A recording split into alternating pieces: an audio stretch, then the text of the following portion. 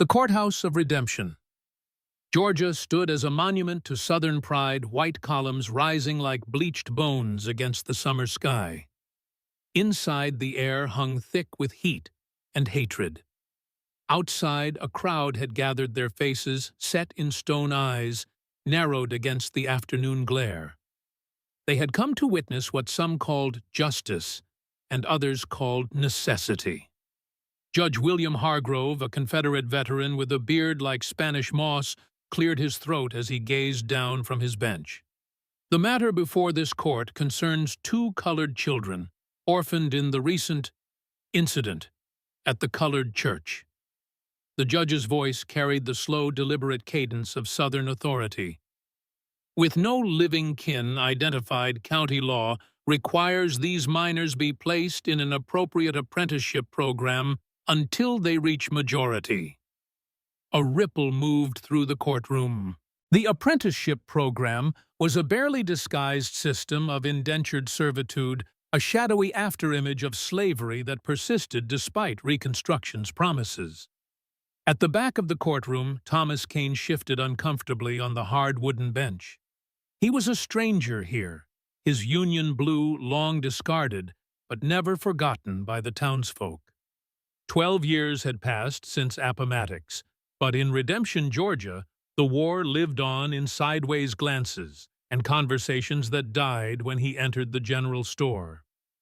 As county commissioner, continued a rail-thin man with calculating eyes, I propose we place the boy with Wilkins at the sawmill and the girl with Mrs. Beaumont for domestic training.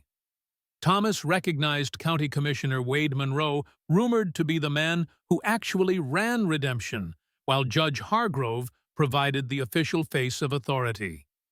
The apprenticeships he suggested were notorious for their cruelty. Any objections before this court rules? Judge Hargrove asked, his tone suggesting none would be entertained. Thomas almost stood then, almost spoke. But the weight of being a Northerner in Southern territory held him in place. This wasn't his fight.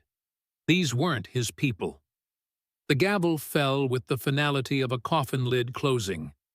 Outside, Thomas mounted his horse, a sturdy chestnut gelding named Ulysses, a private joke that locals didn't appreciate. He was anxious to return to his farm before sunset.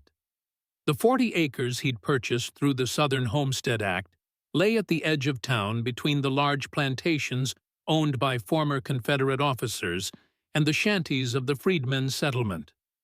Dark clouds gathered on the horizon as he rode, promising a summer storm. The air smelled of rain and something else, something acrid that made his horse's nostrils flare. Then he saw it, a pillar of smoke rising from the direction of the colored settlement. By the time Thomas reached the source, flames had already consumed most of the small wooden church. The heat pushed him back, sparks flying like angry fireflies against the darkening sky. A small crowd of colored folks stood at a distance, faces illuminated by the terrible light, some weeping, others frozen in shock. And then he saw them. 2 children sat in the mud near the burning structure, shoulders touching their clothes, singed and faces streaked with soot. The boy, perhaps 12, sat with his back rigid, one arm around the smaller girl.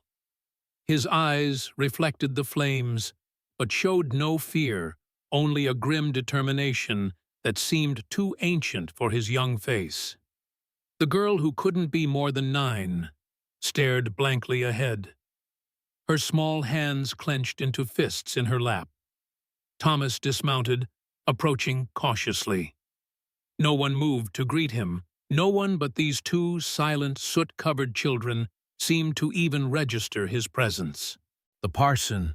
Thomas asked quietly, though he already knew the answer from the wailing of a woman nearby. "Gone," said a deep voice behind him, "along with 4 others trapped inside." Thomas turned to find Sheriff Jacob Miller watching him with weary eyes. They knew each other not as friends but as men who had once pointed rifles at each other across a blood-soaked field at Gettysburg. Miller had been a Confederate lieutenant then. Now he wore a tarnished star on his chest and carried the weight of enforcing laws that half the town resented. "What happened?" Thomas asked. Miller shook his head. "Lightning strike, some say." His tone suggested he believed otherwise. "Mighty strange lightning that strikes on a clear evening, though." Thomas looked back at the children. "Who are they?" "Parson's children, Daniel and Ruth." Miller scratched his beard. "Nobody's keen to take them. Too much trouble, they say." "Trouble?" Miller lowered his voice. "Colored orphans with a daddy who preached too much about equality. Nobody wants the attention that'll bring." Thomas watched as the boy Daniel whispered something to his sister. She didn't respond, just continued staring at the flames as though they held some terrible truth. "What happens to them now?" "County takes 'em." Miller sighed. "Judge already ruled this afternoon. Boy goes to Wilkins' girl to the Beaumonts." Thomas had seen Wilkins's sawmill, a place where men's spirits broke before their bodies did. And the Beaumonts were known for working their house servants from dawn to midnight. They have no family, no one else, none that'll claim them. Thomas felt something stir inside him, something he'd tried to bury alongside his wife and stillborn son 3 years earlier. A sense of purpose, perhaps, or just the simple human decency that had once led him to fight for a cause greater than himself. "I'll take them," he heard himself say. Miller's eyebrows shot up. "You sure about that Kane, a Yankee, taking in colored orphans that's asking for trouble in these parts?" Thomas kept his eyes on the children. "I faced Confederate guns at Antietam and Gettysburg. I'm not afraid of Southern gossip." Miller studied him for a long moment, then nodded slowly. "Your funeral." He stepped closer, lowering his voice further. "This ain't just about gossip, though. This is Colonel Riker's territory, and he don't take kindly to Northern men disrupting what he calls the natural order." Colonel Alden Riker. The name hung in the air like a threat. A former plantation owner who'd rebuilt his fortune after the war through methods that existed in the shadows between legality and terror. Thomas had glimpsed him once in town, a tall figure with silver at his temples and eyes like flint, always surrounded by men who carried their violence just beneath the surface of false civility. "I haven't met the colonel," Thomas said evenly, "and I don't aim to. But these children need a home." Miller shook his head. "Your choice. I'll tell Judge Hargrove you're filing for temporary guardianship under the Reconstruction Acts." He looked back at the burning church. "Best get these young'uns away from here. No good comes from watching your world burn to ashes." Thomas approached the children, slowly crouching down to their level. Daniel's eyes snapped to his, wary and assessing. "My name is Thomas Kane," he said quietly. "I have a farm not far from here. You'd have beds, food, safety." He paused. "Would you come with me, just for now?" Daniel studied him with an intensity that made Thomas feel transparent. "Why?" the boy finally asked, his voice surprisingly steady. Thomas considered several answers before settling on the truth. "Because it's right." Daniel looked at his sister, then back at Thomas. He nodded once, a movement so slight it might have been missed if Thomas hadn't been watching closely. Thomas helped them into his wagon, wrapping them in a spare blanket from his saddlebag. As they pulled away, he noticed Daniel looking back at the burning church, his young face illuminated in the glow of destruction. "What's your sister's name again?" Thomas asked, trying to establish some connection. "Ruth," Daniel answered. "She doesn't talk much." He paused. "Not since tonight." Thomas nodded, understanding all too well how tragedy could steal one's voice. The wagon creaked along the rutted road as the church fire faded behind them. None of them noticed the rider watching from the shadowed tree line, his face half illuminated by the distant flames, a jagged scar running from temple to jaw, like a lightning strike, across his weathered skin.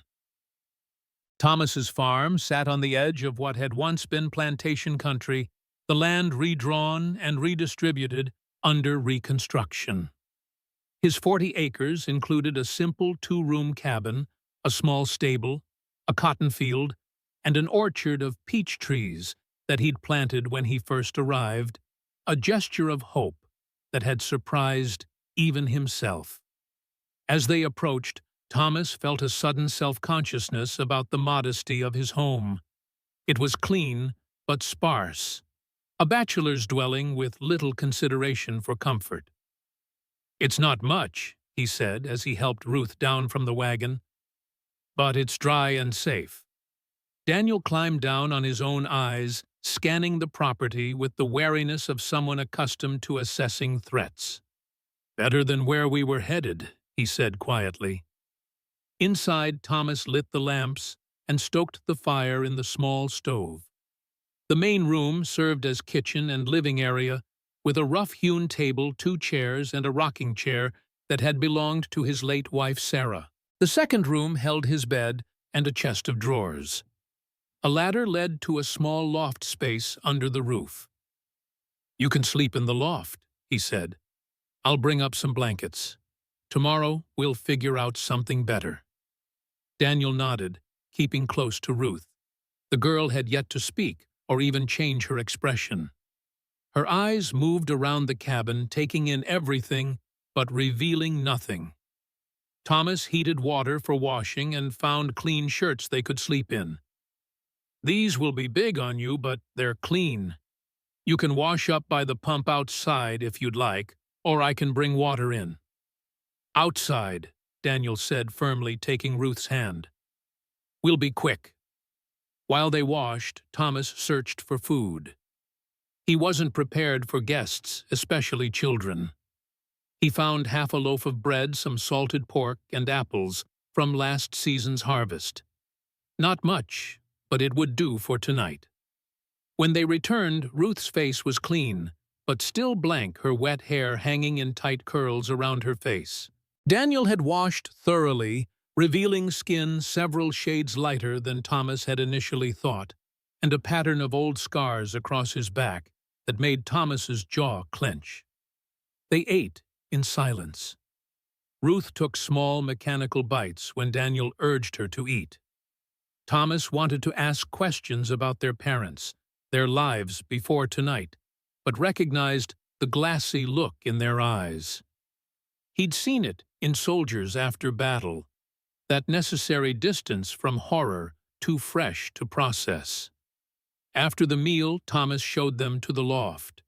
He'd laid out blankets and his spare pillow, creating a makeshift bed large enough for both children. "If you need anything in the night, I'm right below," he said. "Don't hesitate to wake me." Daniel nodded, guiding Ruth up the ladder with practiced care. When they were settled, Thomas heard Daniel's voice too low to make out words, presumably comforting his sister. Thomas sat heavily in the rocking chair, the events of the day settling on him like a physical weight. What had he done? He had no experience with children. His own son had never drawn breath. How could he possibly care for these two traumatized souls? The rocking chair had been Sarah's favorite place.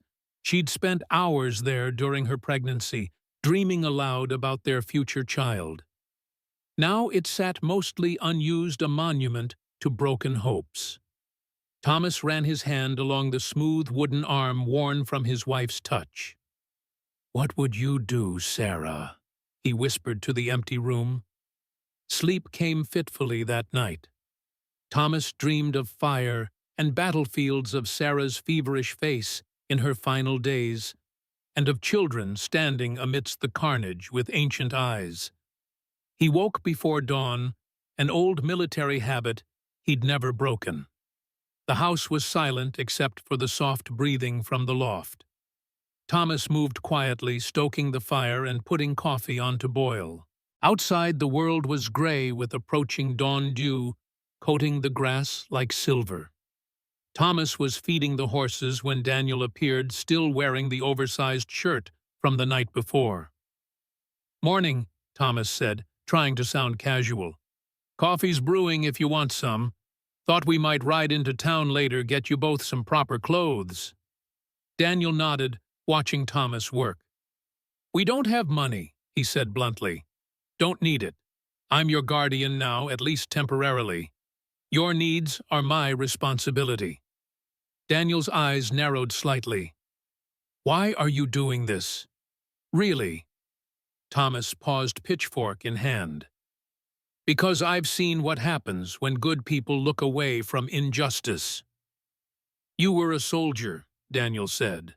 Not a question. Thomas nodded. "Union Army, 14th Connecticut Infantry. Our father said the war was supposed to make things better for people like us." Thomas set down the pitchfork. "It was. It still could." He sighed. "Change comes slower than any of us would like.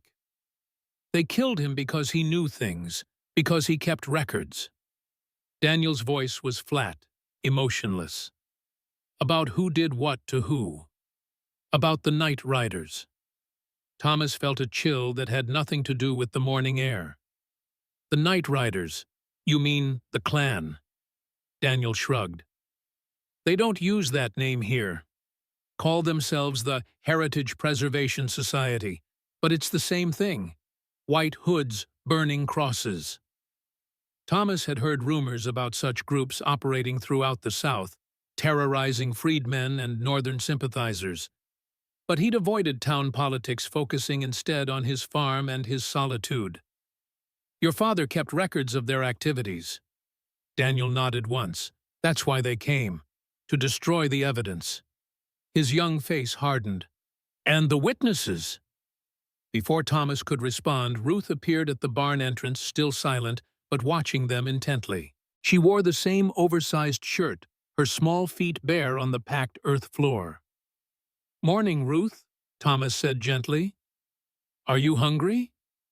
The girl didn't answer, just moved to stand beside her brother, her shoulder touching his arm, as if drawing strength from the contact.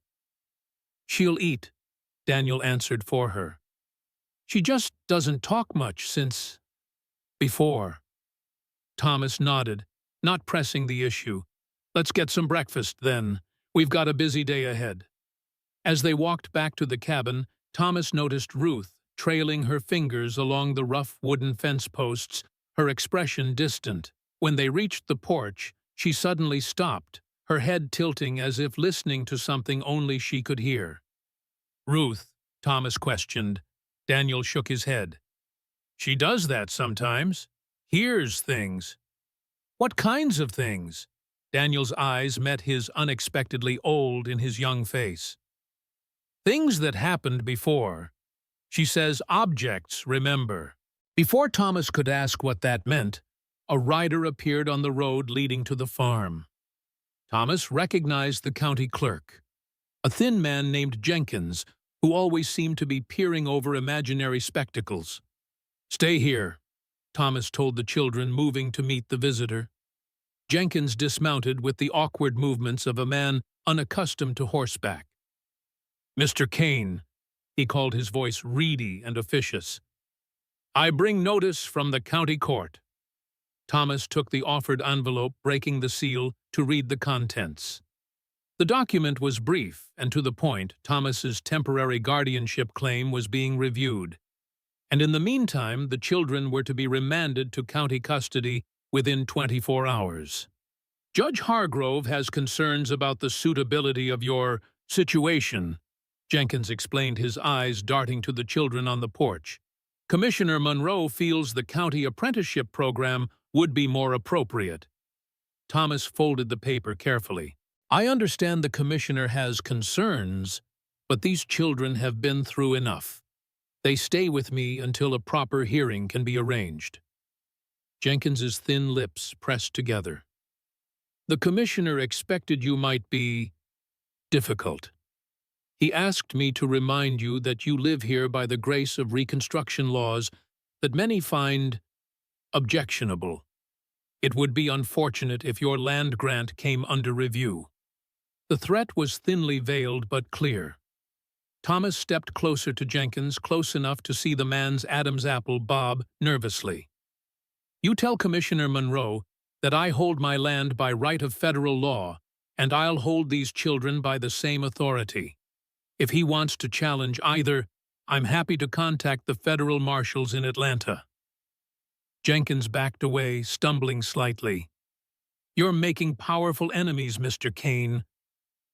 Wouldn't be the first time. Thomas watched as Jenkins remounted and rode away, then turned back to the porch. Daniel stood protectively beside Ruth, his young face set in grim lines. But it was Ruth who captured Thomas's attention. For the first time, her expression had changed. Her eyes were wide, focused on something in the distance. Thomas followed her gaze to the edge of his property, where the morning sun illuminated a sight that made his blood run cold. A crude cross constructed of branches and rags set aflame on the boundary of his land. Ruth's small voice broke the silence, raspy from disuse, but clear in the morning air. They're coming back. The men who killed Mother. Daniel grabbed her hand. Ruth, don't. But the girl continued, her eyes never leaving the burning cross. They wear masks, but I know their faces. I hear them in the wood, in the flame.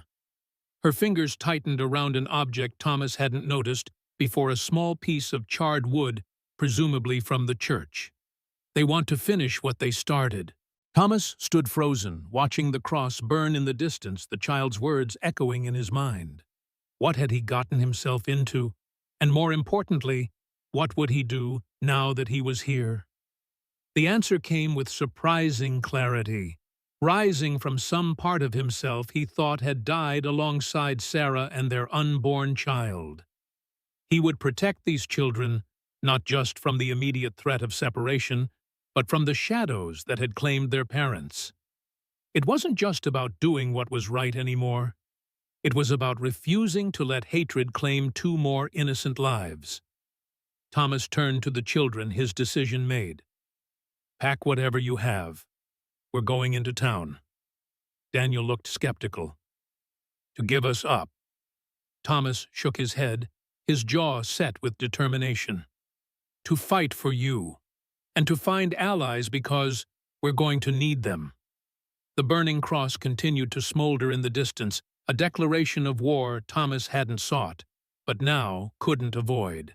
The battle lines were drawn, and once again Thomas Kane found himself standing against the tide of Southern resistance.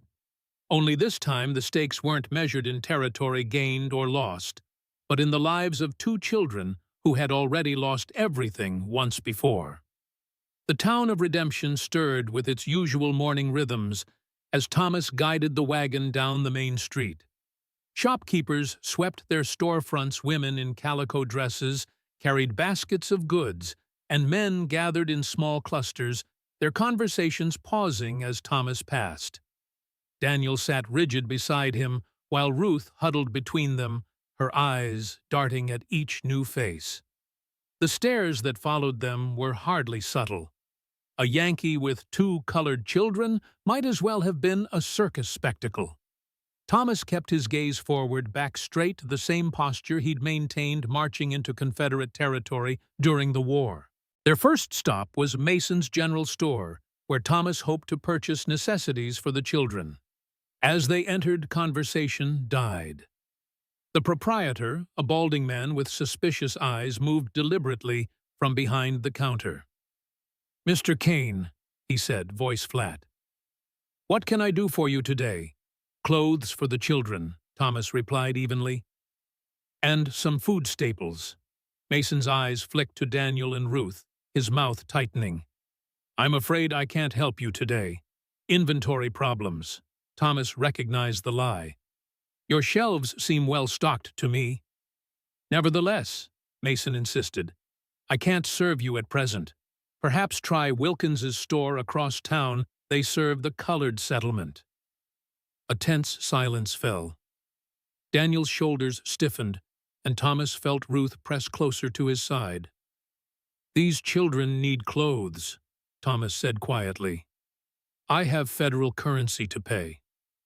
And I have the right to refuse service, Mason countered. This is still America war or no war. Before Thomas could respond, a woman's voice cut through the tension. For heaven's sake, Edwin Mason, you should be ashamed of yourself. An elderly white woman stepped forward from the back of the store, her gray hair pinned severely beneath a modest hat, her bearing unmistakably that of Southern gentility. If you won't serve these customers, I'll take my considerable business elsewhere. Mason's face flushed. Mrs. Sullivan, this isn't your concern. Everything in redemption is my concern when Christian charity is at stake. She turned to Thomas, her steel-gray eyes assessing. Mr. Kane, I don't believe we've been formally introduced. I'm Martha Sullivan. Thomas recognized the name. The Sullivan plantation had been one of the largest in the county before the war. Though much reduced now, the family still commanded respect. Ma'am, Thomas nodded respectfully. Thomas Kane, these are Daniel and Ruth. Martha's eyes softened as she looked at the children, the Parsons children. Yes, I heard about the tragedy. She turned back to Mason, her voice sharpening. Now, Mr. Mason, I believe these good people need clothing and provisions. Unless you'd prefer I inform the Ladies' Aid Society that you've taken to turning away orphans. Mason's resistance crumbled visibly. Of course, Mrs. Sullivan, just trying to avoid any unpleasantness. The only unpleasantness is your behavior. She gestured to Thomas. Please continue your shopping. Put it on my account if there's any further difficulty. As Mason retreated behind his counter, Martha turned to Thomas. Perhaps you'd all join me for lunch when you've finished. My home is just down the street, the White House with the magnolia tree. Thomas hesitated, but Martha's invitation seemed genuine. That's very kind, Mrs. Sullivan. Martha, please. And it's not kindness, it's common decency. She patted Ruth's hand gently. Something in short supply these days, I'm afraid. After she left, Mason begrudgingly helped them gather supplies. When they finished, the bill was substantial, but Thomas paid without comment. They loaded their purchases into the wagon and headed toward the Sullivan home. Martha's residence, though smaller than what must have been her antebellum mansion, remained impressive, a two-story white house with a wraparound porch and towering magnolia tree in full bloom. A colored woman in a neat uniform answered the door, leading them to a sunlit parlor where Martha awaited. Please sit. Martha gestured to a settee. Lucille has prepared lunch. We can eat once you're settled. Ruth looked around the room, her fingers trailing over an ornate side table. Suddenly, she froze, her eyes widening. She knelt beside a small needlepoint footstool, touching it with trembling fingers. Ruth. Thomas moved toward her, concerned. People hid here, she whispered so softly, Thomas barely caught the words. Under the floor. They were scared but felt safe. Martha stood abruptly, her face paling. What did you say, child? Daniel quickly took Ruth's arm. She gets confused sometimes, dreams things. But Martha approached slowly, kneeling despite her age to look Ruth in the eyes. What else do you see, child? Ruth's gaze seemed focused on something distant. A woman sang to them, brought water in the night. The wood remembers her footsteps. Martha's hand flew to her throat. Dear God! Thomas looked between them, confusion evident. Mrs. Sullivan. Martha rose shakily. During the war, before actually my late husband and I, we helped people, runaway slaves. There was a hidden room beneath this floor. She pointed to where Ruth knelt. No one alive knows that, except me and Lucille. It was sealed up after the war. A heavy silence fell. Daniel glanced nervously at Thomas, while Ruth continued tracing patterns on the footstool. "She knows things," Daniel finally said. "Hears them from objects. Our mother was the same." Martha studied Ruth with new intensity. "Psychometry. My grandmother's housekeeper had the gift. She could touch an object and tell you its history." She looked at Thomas. "That's why they killed her parents, isn't it? Not just because the parson kept records?" Thomas nodded slowly. "I'm beginning to understand that." Martha straightened decision evident in her bearing. "Then you need more help than I initially thought. Finish your lunch, and I'll introduce you to some people who might be useful allies." The law office of Freeman and Associates occupied the upper floor of a modest building at the edge of town. Its proprietor, Isaiah Freeman, was an anomaly in post-war Georgia, a colored man with formal legal training from Howard University who had returned south to represent his community. "The children's legal situation is precarious," Freeman explained, pacing behind his cluttered desk. He was a tall man with wire-rimmed spectacles and a precisely trimmed beard.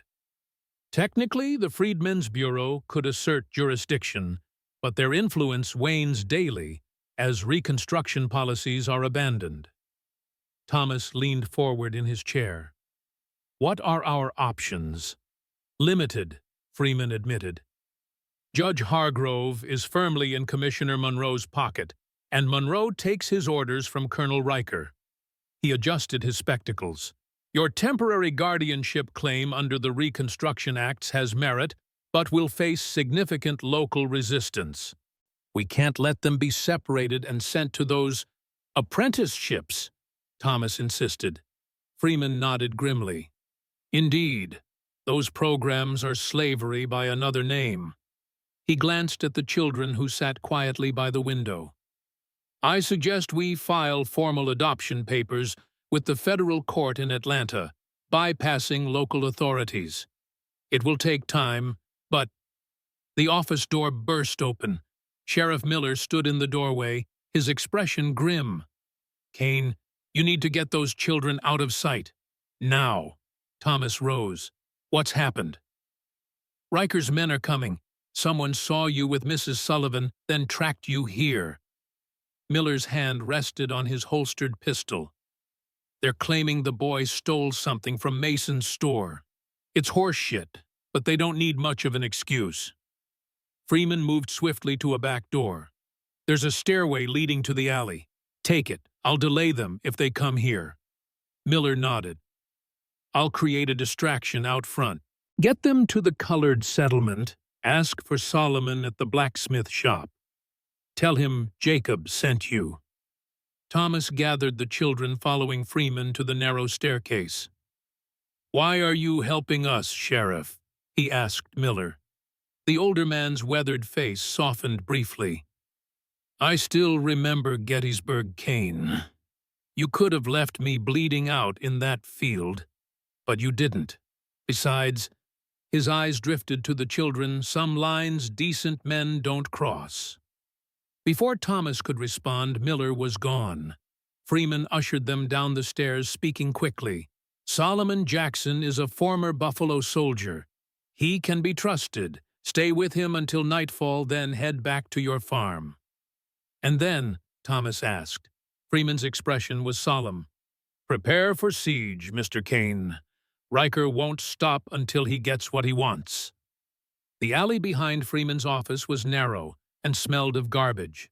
Thomas led the children quickly through back streets, avoiding the main thoroughfare where voices could be heard raising in what sounded like confrontation. Daniel kept pace easily, while Thomas half-carried Ruth when her smaller legs couldn't match their stride. The colored settlement lay beyond the railroad tracks that bisected Redemption, a collection of modest wooden structures and converted slave quarters that housed the town's freedmen population. Despite Reconstruction's promises, segregation remained the practice, if not the law.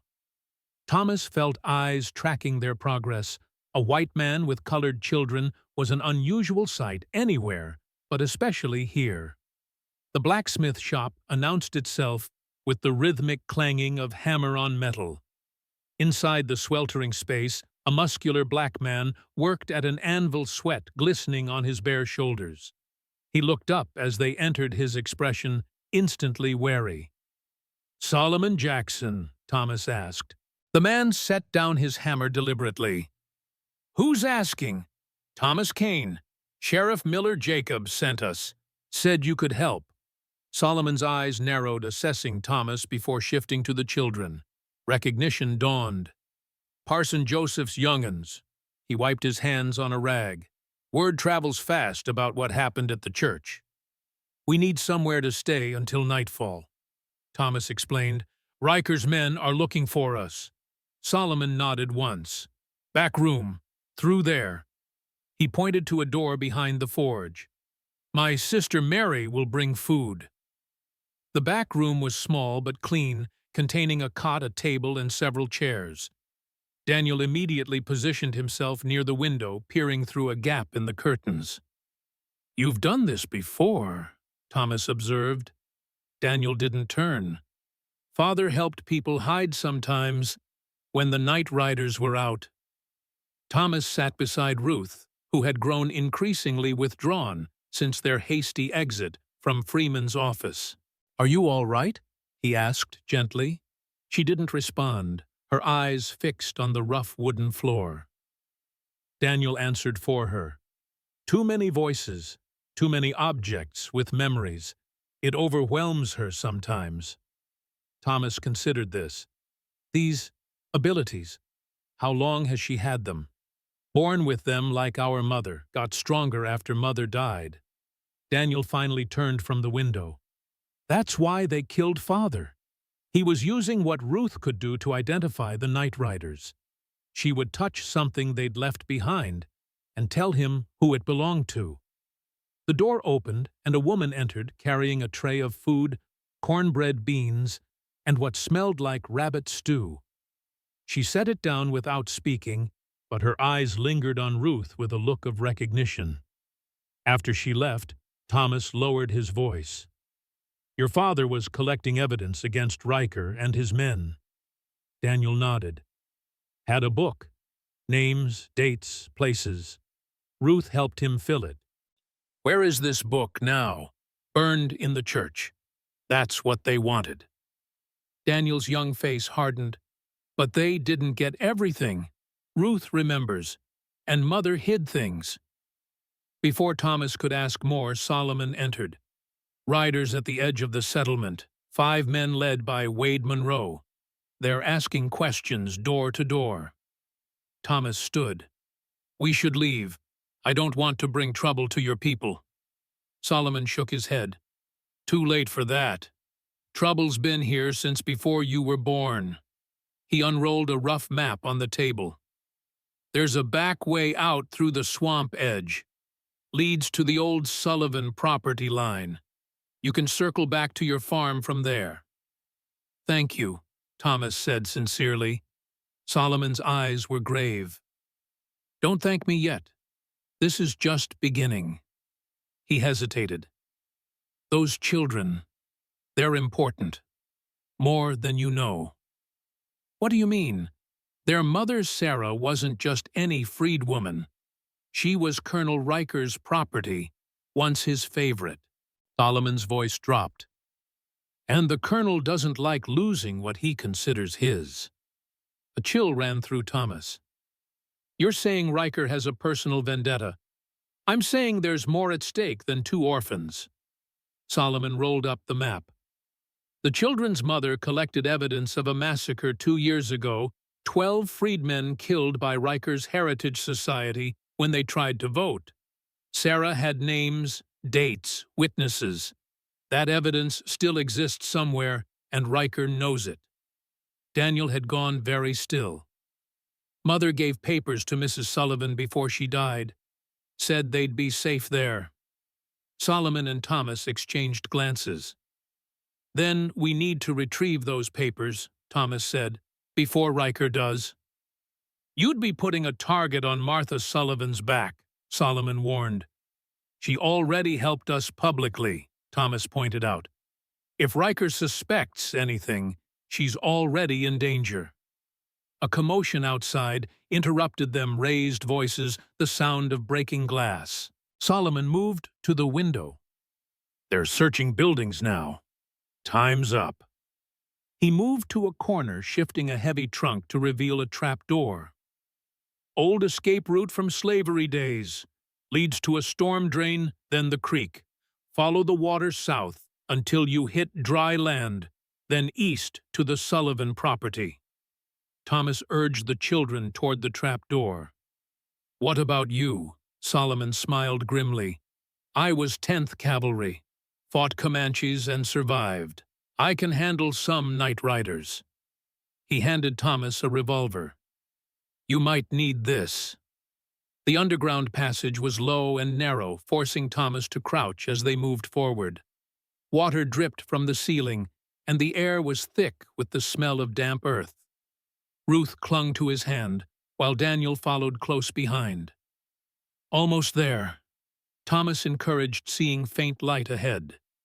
They emerged into a drainage culvert, then waded through shallow water until they reached the creek Solomon had mentioned. The late afternoon sun filtered through cypress trees as they moved south, keeping to the water to hide their tracks. Ruth stumbled, nearly falling. Thomas lifted her into his arms without breaking stride. She felt impossibly light. I used to carry my son like this, he found himself saying. In my dreams, at least. He never drew breath outside his mother's womb. Daniel glanced at him. What was his name? James, Thomas replied softly. After my father. They continued in silence until the creek widened and deepened, forcing them onto land. Thomas checked the sun's position, orienting himself eastward toward the Sullivan property. Not far now, he assured the exhausted children. As dusk approached, they reached the edge of what had once been the Sullivan plantation. Much of it had been sold off after the war, but the main house still stood on several acres of maintained land. We should wait until dark, Thomas suggested, finding a sheltered position beneath a cluster of oak trees. Then approach from the rear of the property. Daniel nodded, settling beside Ruth on the soft ground. The girl had barely spoken all day, her eyes distant. She's listening, Daniel explained, noticing Thomas's concerned glance. The land here has many voices. Ruth suddenly stiffened her head, turning sharply toward the main road. Riders, she whispered, coming fast.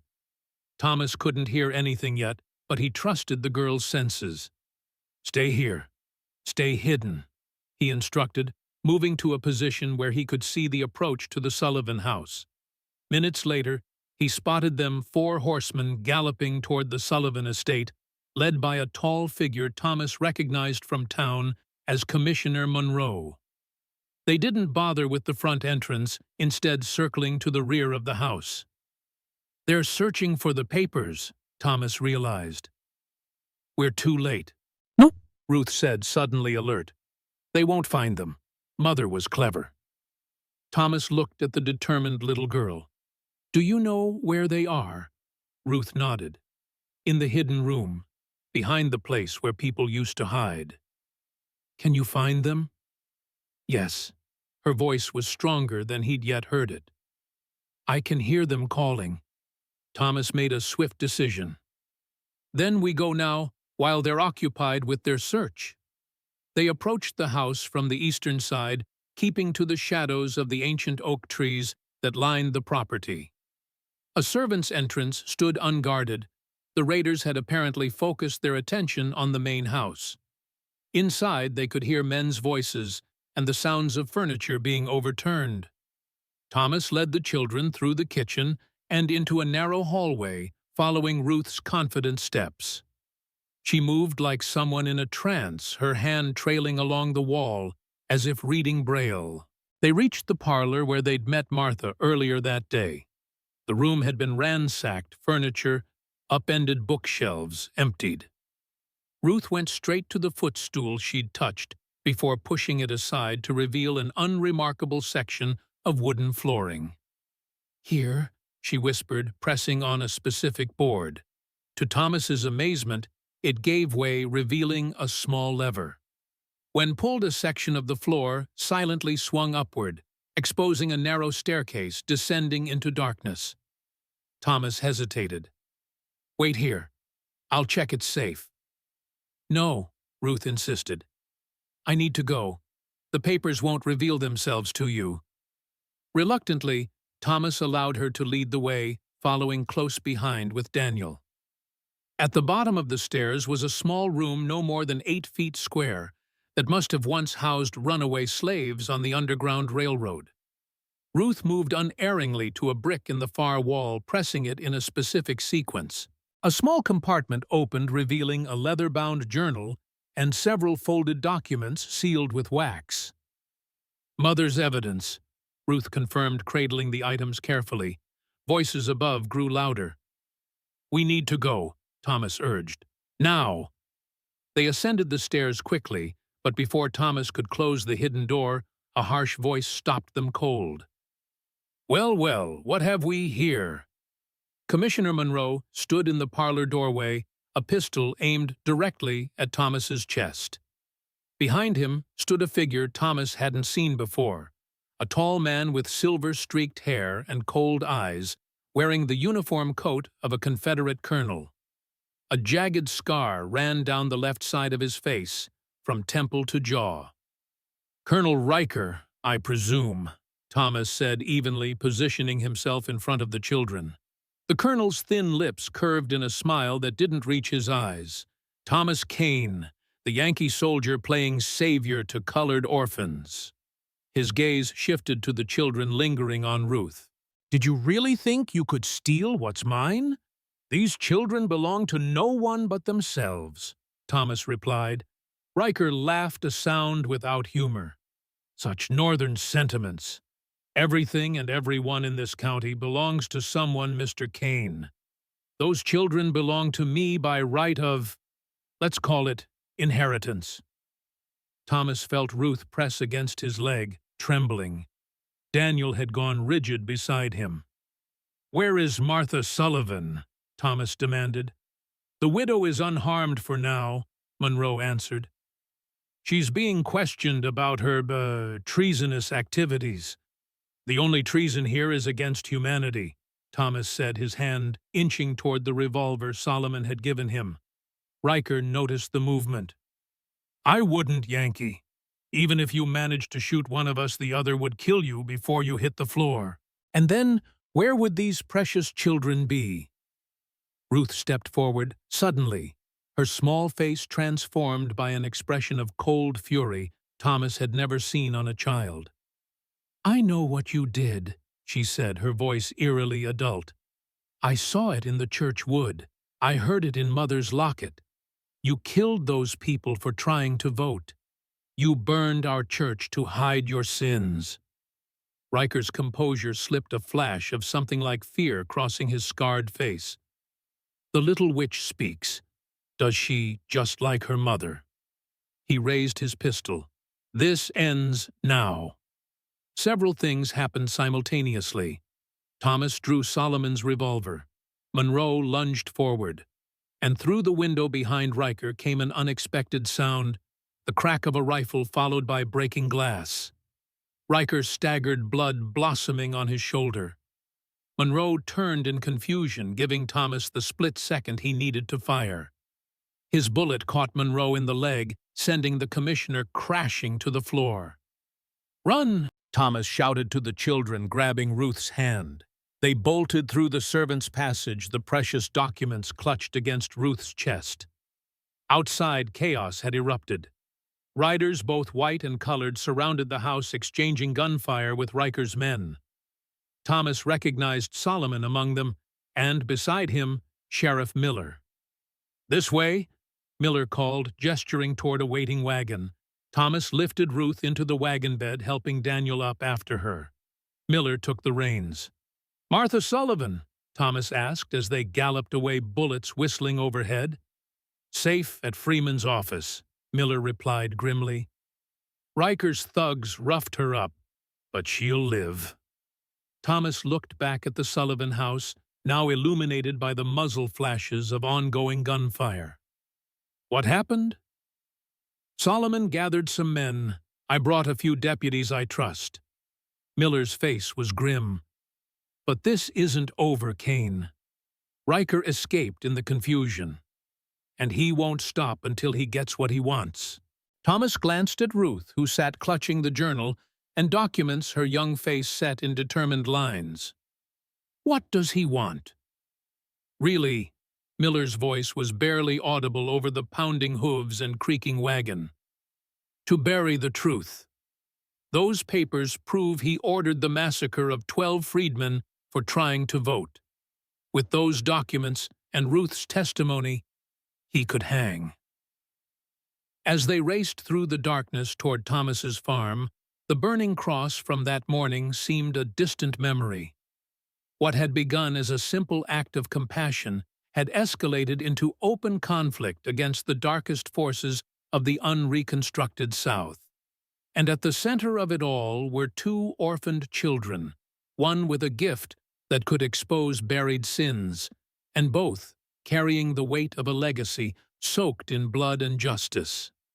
Dawn broke over Thomas's farm in streaks of crimson and gold, as if the sky itself reflected the violence of the previous night.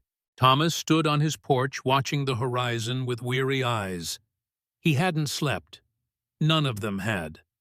The farmhouse had become an unlikely fortress, windows boarded furniture, barricaded against doors, weapons laid out within easy reach. Sheriff Miller had departed hours earlier, promising to return with reinforcements from the county seat. Solomon and 3 other men from the colored settlement remained positioned strategically around the property. Inside, Daniel kept vigil by the window, while Ruth slept fitfully on Thomas's bed, the leather journal clutched to her chest. "You should rest," Solomon said, approaching from his post near the barn. "Can't fight if you're dead on your feet." Thomas rubbed his eyes. "How long before Riker returns?" "Won't be long. Man like that can't abide being humiliated."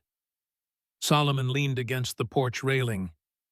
"Those papers the girl found, they're as dangerous as dynamite." Thomas nodded. "Freeman's reviewing them now. Says there's enough evidence to hang Riker and half his men."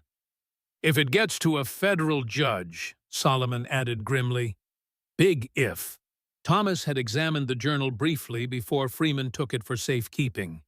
Sarah, the children's mother, had meticulously documented the Heritage Society's activities, names, dates, locations of meetings.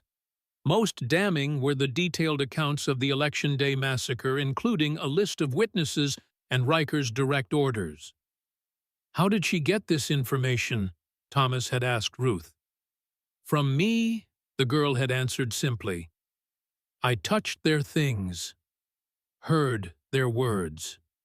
Now in the harsh light of morning, Thomas confronted the reality of their situation. "We can't stay here," he told Solomon. "This farm is too exposed.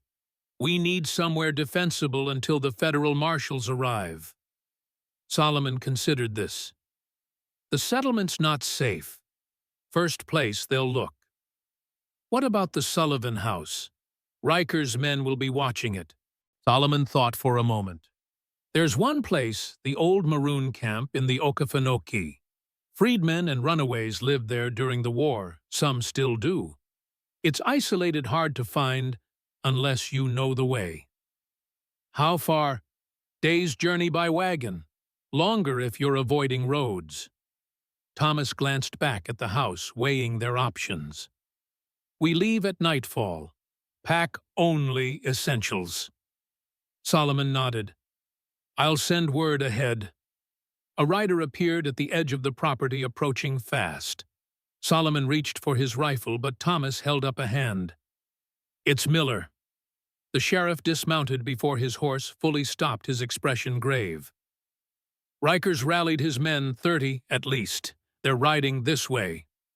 Thomas felt his stomach tighten. "How long?" "Hours, maybe less. They're gathering at the crossroads."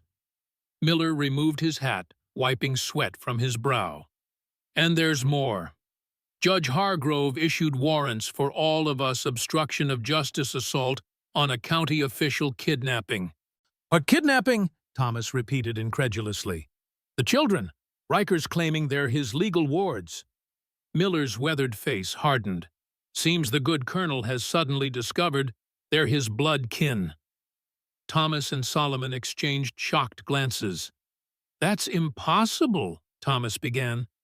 Is it? Miller cut in. You've seen the girl, lighter skinned than most colored folk. A cold realization settled over Thomas. You're saying Riker? Solomon's voice was tight with fury. Many slave owners took liberties with their property. Sarah would have been young, vulnerable. And now he claims paternal rights. Thomas felt sick. Claims Sarah was his daughter from a household servant.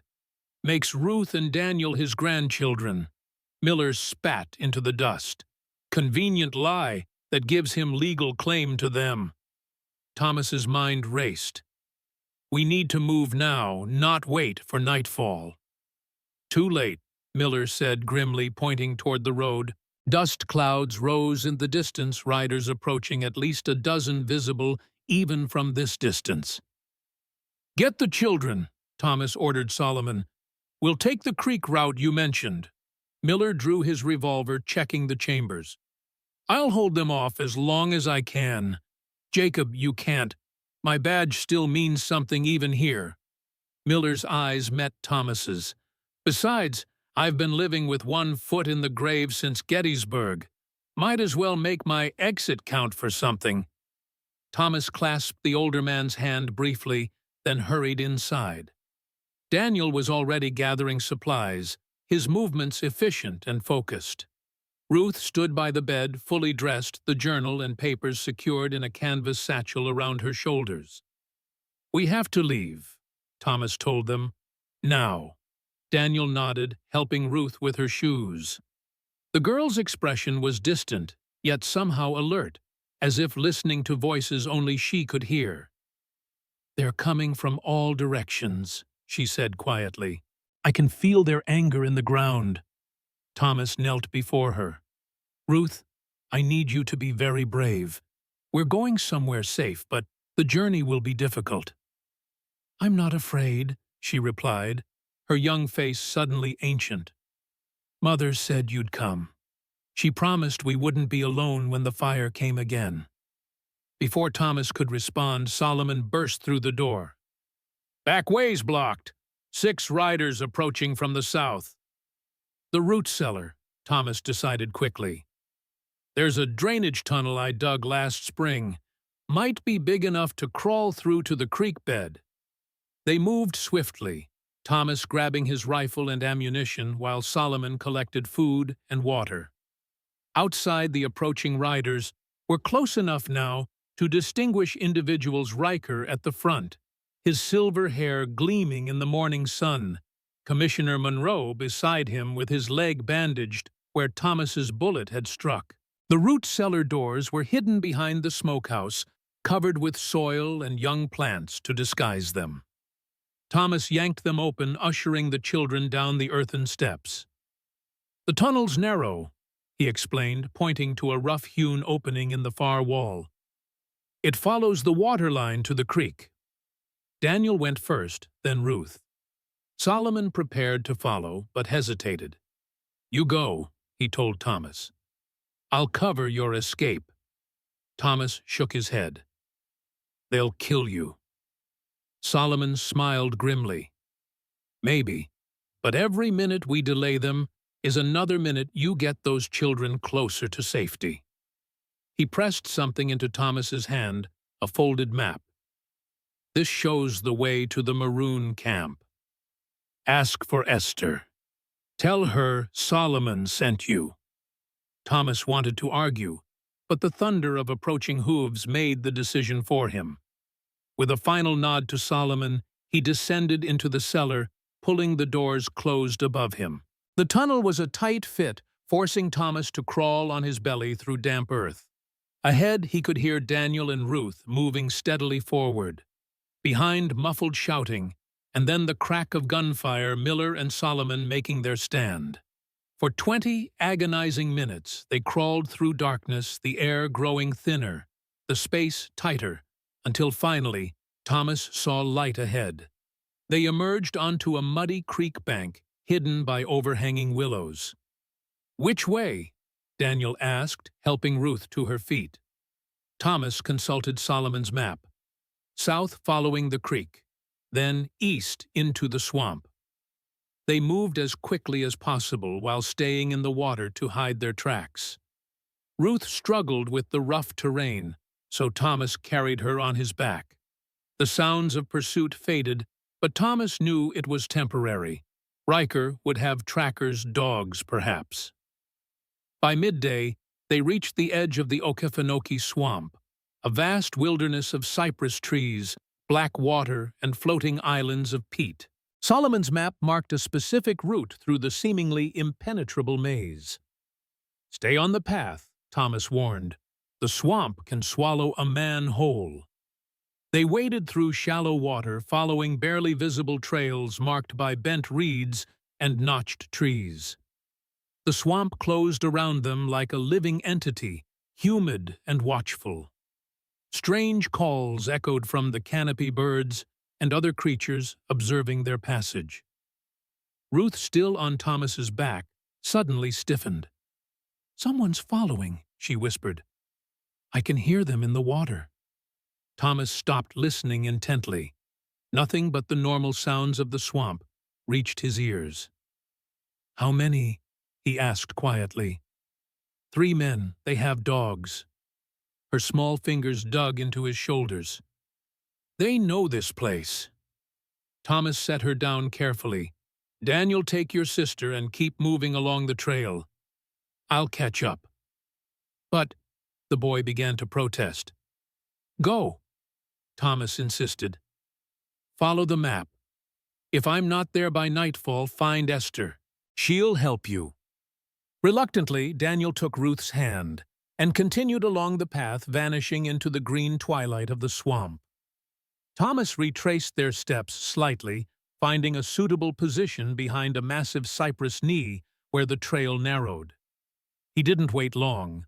First came the baying of hounds, then the splash of men wading through water. Thomas recognized 2 of Riker's regular enforcers, led by a local man known for his tracking skills. Thomas let them pass his position, then emerged behind them, rifle raised. "That's far enough."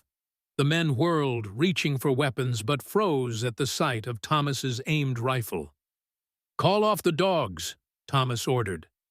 The tracker sneered. "You're outnumbered, Yankee. Riker's got 20 men searching these swamps." "Then he's got 20 men who'll get lost and die here," Thomas replied evenly. "This is your only warning. Turn back." One of Riker's men lunged for his pistol. Thomas fired the shot, echoing across the water.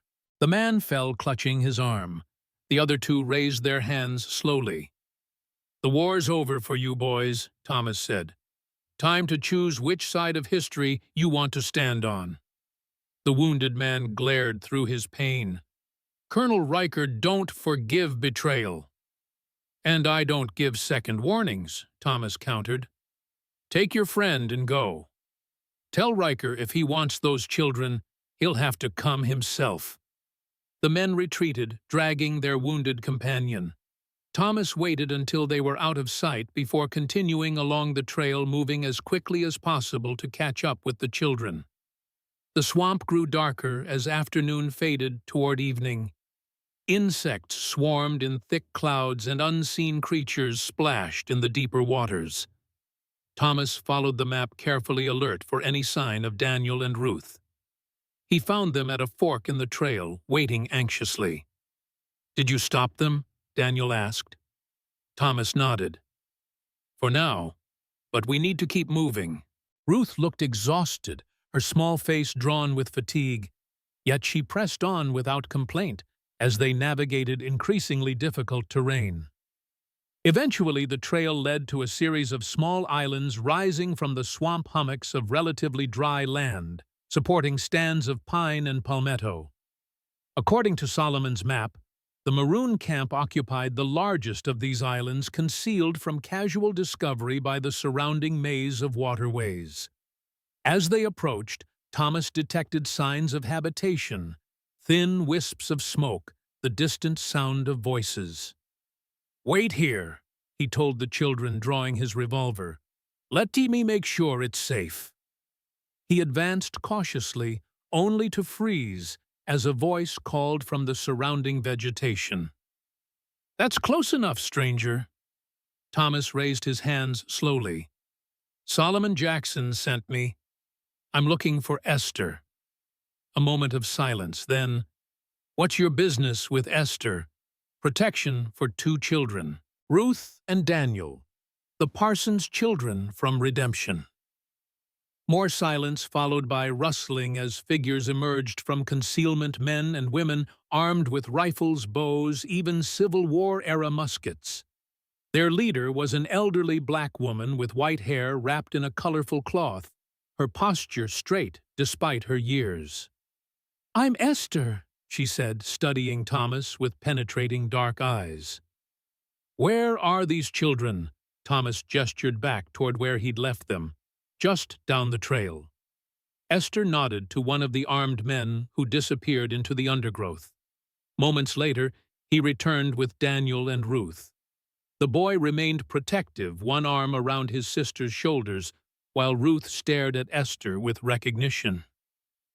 "You knew our mother," Ruth said, not a question. Esther's stern expression softened. "I did, child. Your mother was a brave woman." She approached Ruth slowly, kneeling despite her age to meet the girl's eyes. "You have her gift. I can see it in you." Ruth nodded. "I can hear the memories in things. Mother could too." Esther touched Ruth's face gently. "A powerful blessing and a terrible burden." She rose, turning to Thomas. "Bring them. You'll be safe here for now." The Maroon camp was larger than Thomas expected, nearly 30 structures ranging from crude shelters to more permanent wooden cabins housing perhaps 100 people. Most were former slaves, but Thomas also noted white faces among them, Union deserters, Southern dissenters, people who existed outside the rigid confines of post-war Southern society. "This settlement has existed since before the war," Esther explained, as she led them to a cabin near the center of the camp. "Runaway slaves established it. After emancipation, some left, but others stayed. The outside world hasn't been kind to our people, even with freedom on paper." Inside the cabin, she provided food, fish, stew, and cornbread, which the children devoured hungrily. Thomas ate more slowly, his mind racing with plans and contingencies. "How long can we stay?" he asked Esther. "As long as necessary." She stirred the fire. "But Riker won't give up easily. He has too much to lose if those documents reach a federal judge." "You know about the evidence." Esther's face darkened. "I know because I witnessed the massacre myself. 12 men from our settlement murdered for trying to vote. I survived only because they thought I was dead." She pulled aside her collar to reveal a jagged scar across her collarbone. "Riker did this himself." Thomas felt a chill despite the warm evening. "You could testify." "I could. Many here could." She glanced at Ruth. "But testimony from colored folks doesn't carry the same weight as written evidence. That's why Sarah's documentation is so valuable and so dangerous." Ruth, who had been silent, suddenly spoke. "Mother left more than the journal. She left a map." All eyes turned to her. Daniel looked confused. "What map, Ruth?" Ruth opened the canvas satchel, removing not the leather journal, but a folded piece of fabric, a handkerchief embroidered with delicate stitches. "In here." She sewed it in code. Esther took the handkerchief, examining it carefully. "Quilt code," she murmured. Slaves used these patterns to communicate on the Underground Railroad. "What does it show?" Thomas asked. "Locations," Ruth explained. "Where Mother hid copies of her evidence. She told me before she died, but I couldn't remember until I touched it again." Daniel stared at his sister. "Why didn't you tell me?" "I promised Mother I wouldn't tell anyone until it was safe." Ruth's voice was small but determined. "The handkerchief remembers her words, 'Tell only those you trust with your life.'" Esther studied the embroidered patterns intently. "There are 3 locations marked here. One appears to be near the Sullivan property." "The documents we already recovered," Thomas suggested. "Another is—" Esther frowned.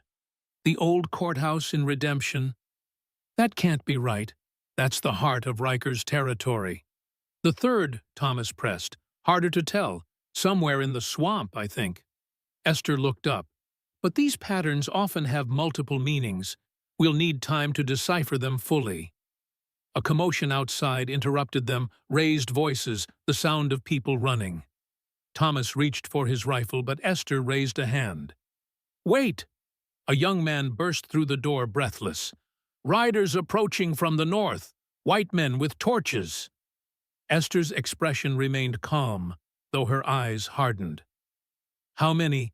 "At least 20, led by a man with a scarred face." "Riker," Thomas confirmed grimly. "How did he find us so quickly?" The young man hesitated. "They have Solomon and Sheriff Miller." Thomas felt the blood drain from his face. "Alive. Solomon is. The sheriff—" The man shook his head. "He's in bad shape." Thomas stood, checking his ammunition. "I need to go to them." "That's exactly what Riker wants," Esther warned. "He's using them as bait. I can't leave them to die. And what about the children who protects them if you're captured or killed?"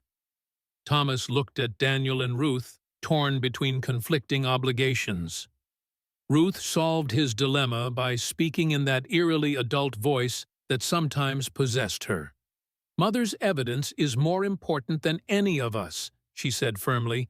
"If Riker destroys it, he wins forever." Daniel nodded in agreement. Father would say the same.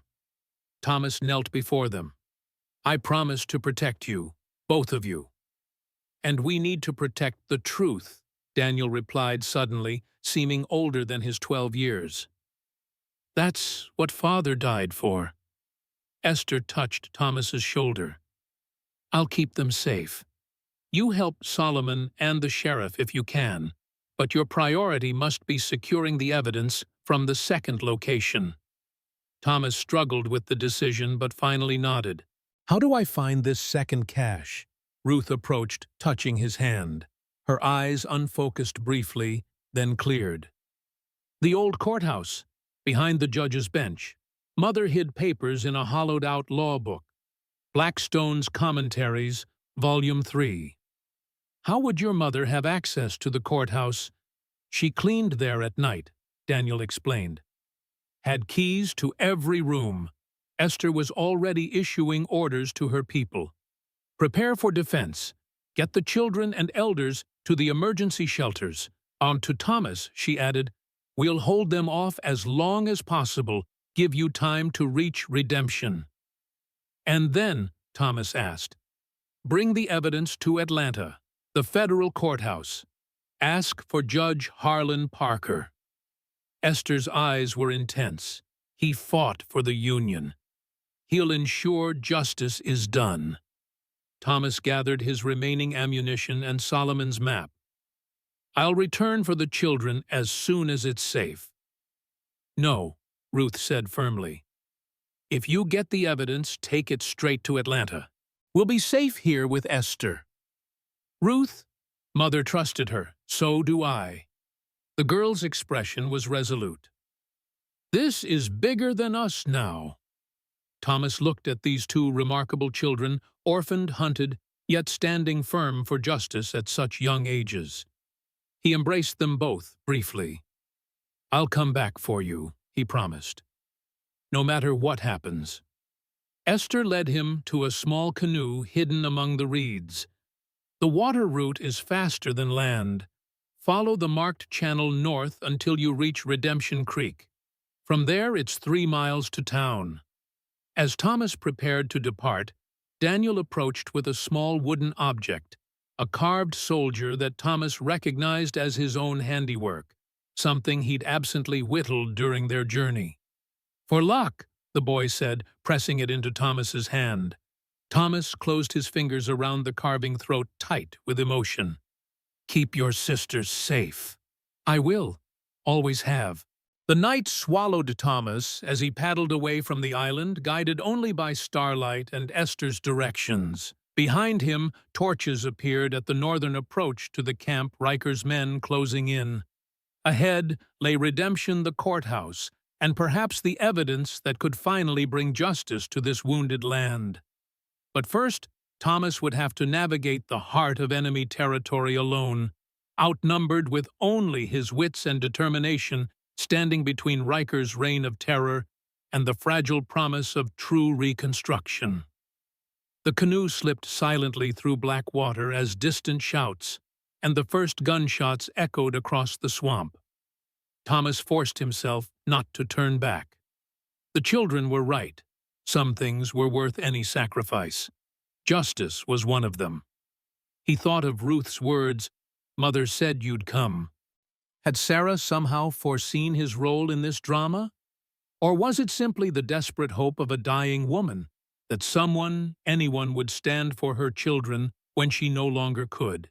Either way, Thomas Kane had made his choice.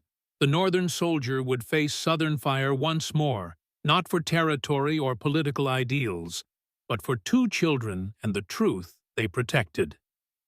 The night deepened around him as he paddled toward Redemption, the irony of the town's name not lost on him. Somewhere ahead, Solomon and Sheriff Miller suffered for their principles. Somewhere behind, Ruth and Daniel waited with the wisdom of souls far older than their years. And somewhere in between, Thomas Kane, widower, veteran, reluctant guardian, discovered that the war had never really ended. It had merely changed battlefields. The midnight waters of Redemption Creek flowed black as coal beneath Thomas's canoe.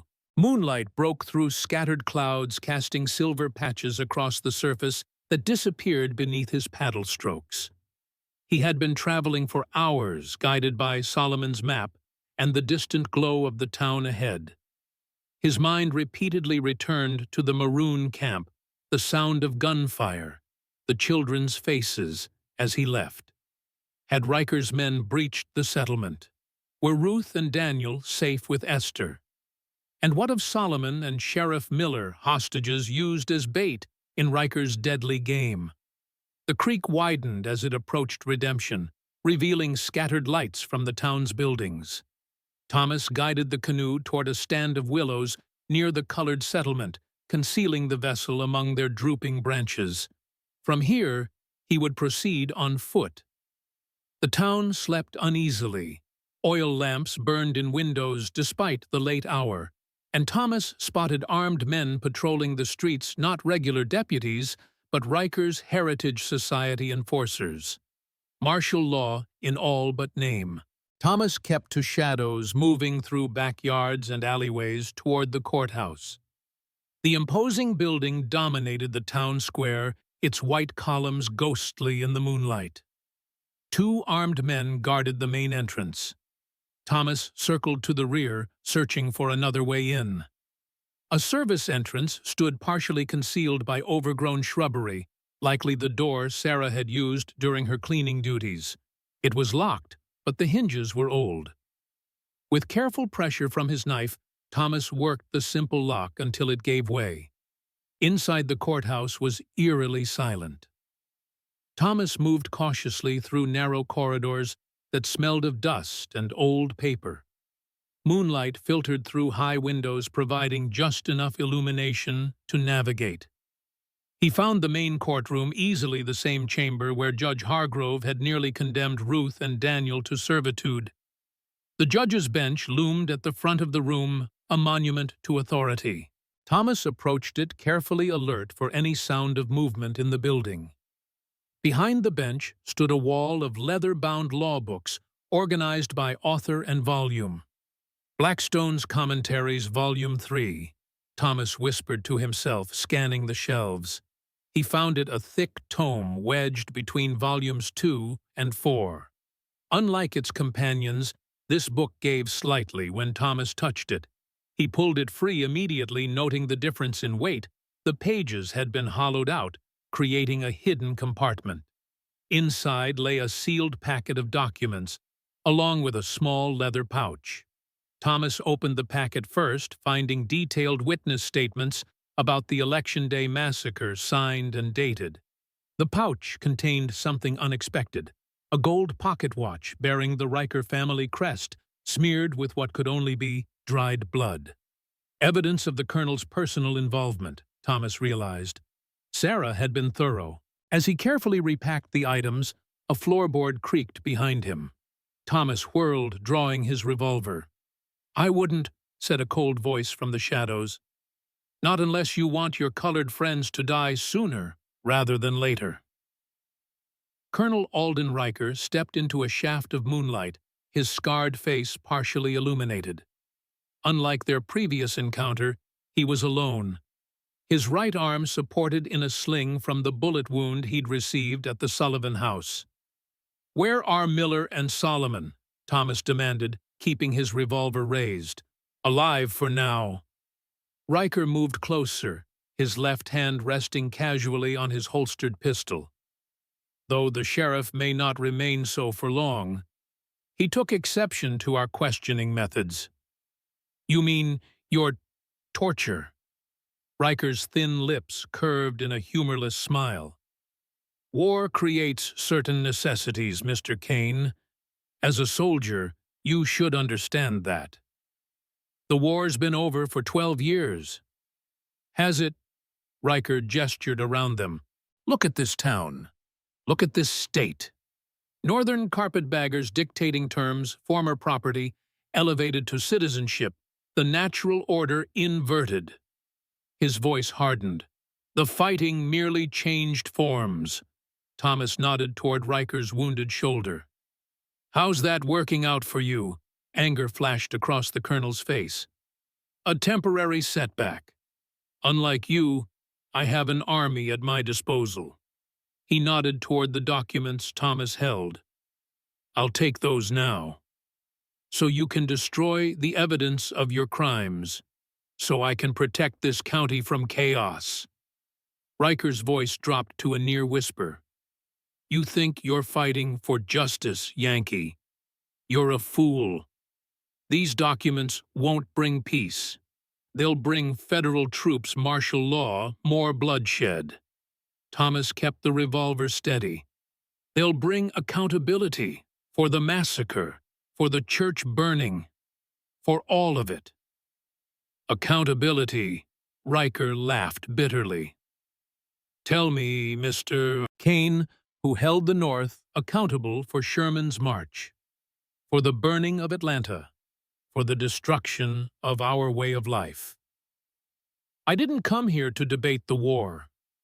But that's precisely what this is about." Riker took another step forward. "The war never ended for us. It never will until the South regains its rightful place. And the people you've killed, the freedmen trying to vote, the church you burned with innocent people inside, casualties." Riker's voice was coldly matter-of-fact. "Necessary sacrifices to preserve order." Thomas felt disgust rising in his throat. "Order built on terror isn't order at all." Spoken like a true Northerner. Riker's hand moved slightly closer to his holstered weapon. "You could leave, you know. Take your Yankee ideals back across the Mason-Dixon. Leave the girl my granddaughter, and perhaps I'll let you live." The confirmation of Ruth's parentage hit Thomas like a physical blow. "So it's true. You're their grandfather. By blood, if not by choice." Riker's expression darkened. Sarah was the product of an indiscretion, one I tried to correct when she grew old enough to understand her place. You mean when she became a threat to your reputation? She became a threat when she started collecting evidence using that witch child's abilities to identify my men. Riker's face contorted with fury. The girl is my blood, but she's tainted just like her mother. Neither understood their proper place in this world. Thomas tightened his grip on the revolver. Their proper place is free from you. Freedom. Riker spat the word like a curse. What has freedom brought the Negro? Poverty, confusion, the pretense of equality without the capacity to achieve it. You're wrong, Thomas said firmly. I've seen their capacity, their courage, their humanity. Sentiment. Riker's hand moved again almost imperceptibly closer to his pistol. Now the documents. Last chance before I reconsider my generous offer. Thomas knew he should pull the trigger, end Riker's threat permanently. But execution even of such a monster wasn't justice. It was vengeance. I'm taking these to Atlanta, Thomas said instead. To a federal judge. You're welcome to make your arguments there. Riker's mask of civility finally slipped, revealing the rage beneath. You arrogant Yankee bastard! You think you can walk out of here alive? His hand dropped to his pistol. My men are throughout this town. One shot will bring them running. Then we both lose, Thomas replied calmly. You get the documents, but your secrets die with me. Is that what you want? Riker hesitated, calculation evident in his cold eyes. What are you proposing? A trade. These documents for Sheriff Miller and Solomon Jackson. Safe passage for all three of us out of redemption. And the children? They stay where they are, safe from you. Riker considered this, his scarred face unreadable in the half-light. You have remarkable faith in the Maroon Camp's defenses. Thomas felt his blood freeze. What have you done? Nothing yet. My men have surrounded the settlement but await my orders. Riker smiled thinly. Did you really think I'd commit all my forces to one location? I've been fighting strategic battles since before you were born, Yankee. Thomas fought to keep his expression neutral, despite the turmoil inside. Then our negotiation now includes the safety of everyone at that camp. Ambitious. Riker tilted his head slightly. What's to stop me from simply killing you, taking the documents, and proceeding with my original plans? This. Thomas slowly moved his free hand, revealing a small metal object, a matchet's head poised against the rough, striking surface of the document packet. One move, and your precious evidence burns to ash. Riker's eyes narrowed. You'd destroy the very proof you've fought to preserve. If it means denying it to you, yes. Thomas held Riker's gaze steadily. Better no evidence than evidence used to protect a murderer. A long silence stretched between them, broken only by the distant call of a nightbird outside. Finally, Riker nodded once. Very well. The sheriff and the Negro for the documents. He produced a small pocket watch, not the blood-stained one from the evidence pouch, but a gleaming silver timepiece. You have 1 hour to meet me at the old mill. Come alone, documents in hand. And the camp, Thomas pressed, will remain untouched until our business concludes. Riker moved toward the door. 1 hour, Mr. Kane. Don't be late. After Riker departed, Thomas remained motionless, his mind racing. The colonel was offering a devil's bargain, the lives of 2 men for evidence that could save countless others. And what guarantee did he have that Riker wouldn't attack the Maroon Camp regardless? Thomas carefully secured the documents inside his shirt. Riker's unexpected appearance at the courthouse suggested the colonel had anticipated Thomas's movements, which meant He might be walking into a trap at the mill. He needed help, but his allies were either captured or defending the maroon camp. Then Thomas remembered one possible resource: Attorney Freeman, whose office lay just 2 streets from the courthouse.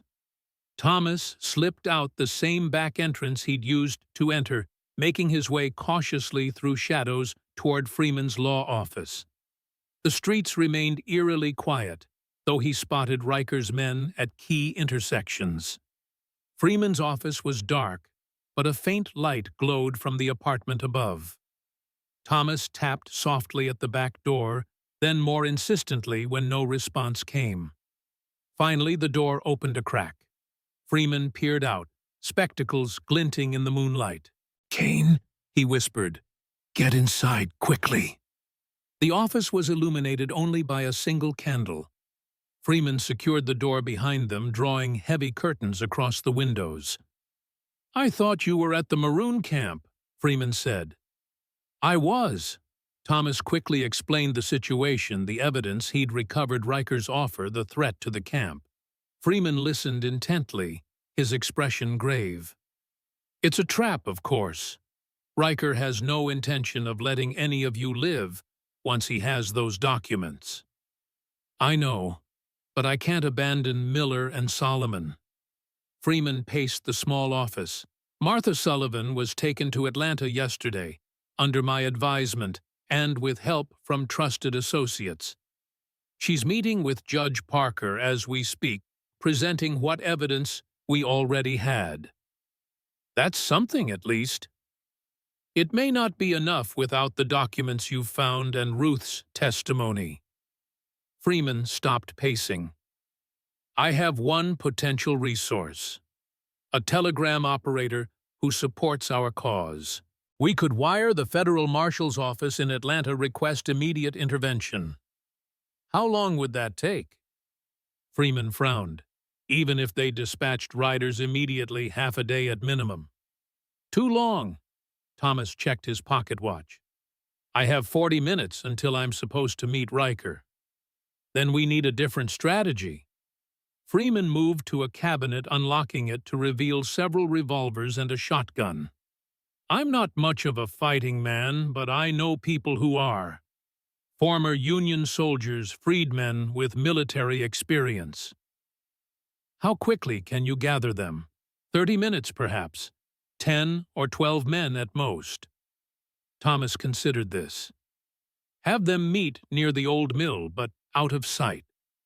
I'll attempt the exchange as Riker expects, but we'll need backup when he inevitably betrays us." Freeman nodded, already pulling on his coat. "And the camp. If Riker's men attack while we're occupied at the mill..." Thomas felt the weight of impossible choices. The documents in his shirt might save countless lives in the future, but what about the immediate threat to Ruth Daniel and the others at the maroon camp? Send riders to warn them if possible. Thomas decided, but our priority has to be securing Miller and Solomon. Without them, we have no eyewitnesses to present with this evidence. Freeman paused at the door. "And if Riker forces you to choose the documents or their lives..."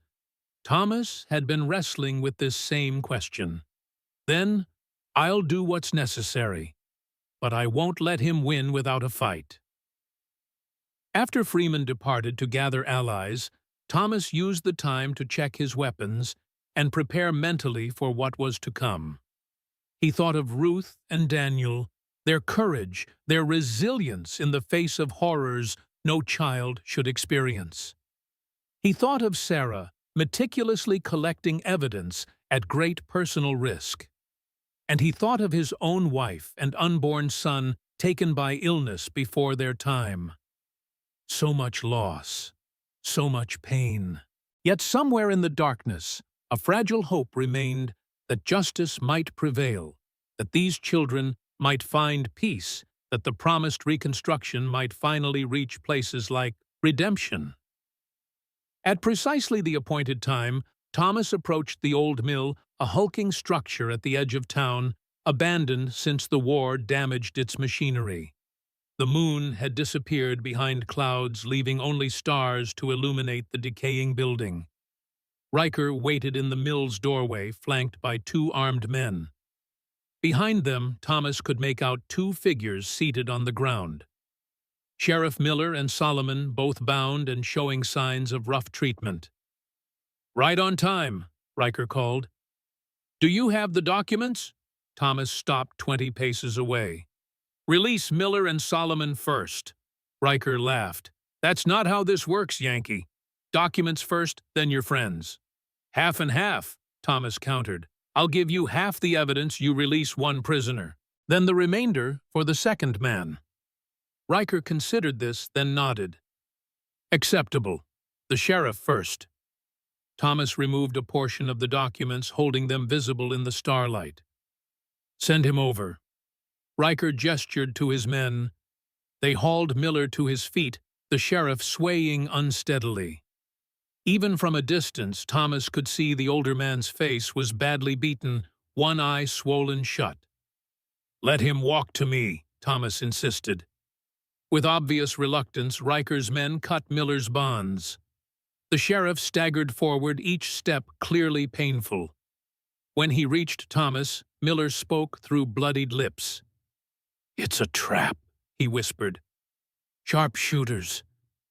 In the trees." Thomas had suspected as much. He pressed the first half of the documents into Miller's hands. "Get to the road. Freeman's men are waiting." Miller nodded almost imperceptibly, continuing past Thomas toward the tree line. "The documents," Riker called impatiently. "Your man needs to bring them to you," Thomas replied. "I'm staying right here until Solomon is released." Riker signaled one of his men, who approached cautiously, snatching the papers from Miller's unresisting hands.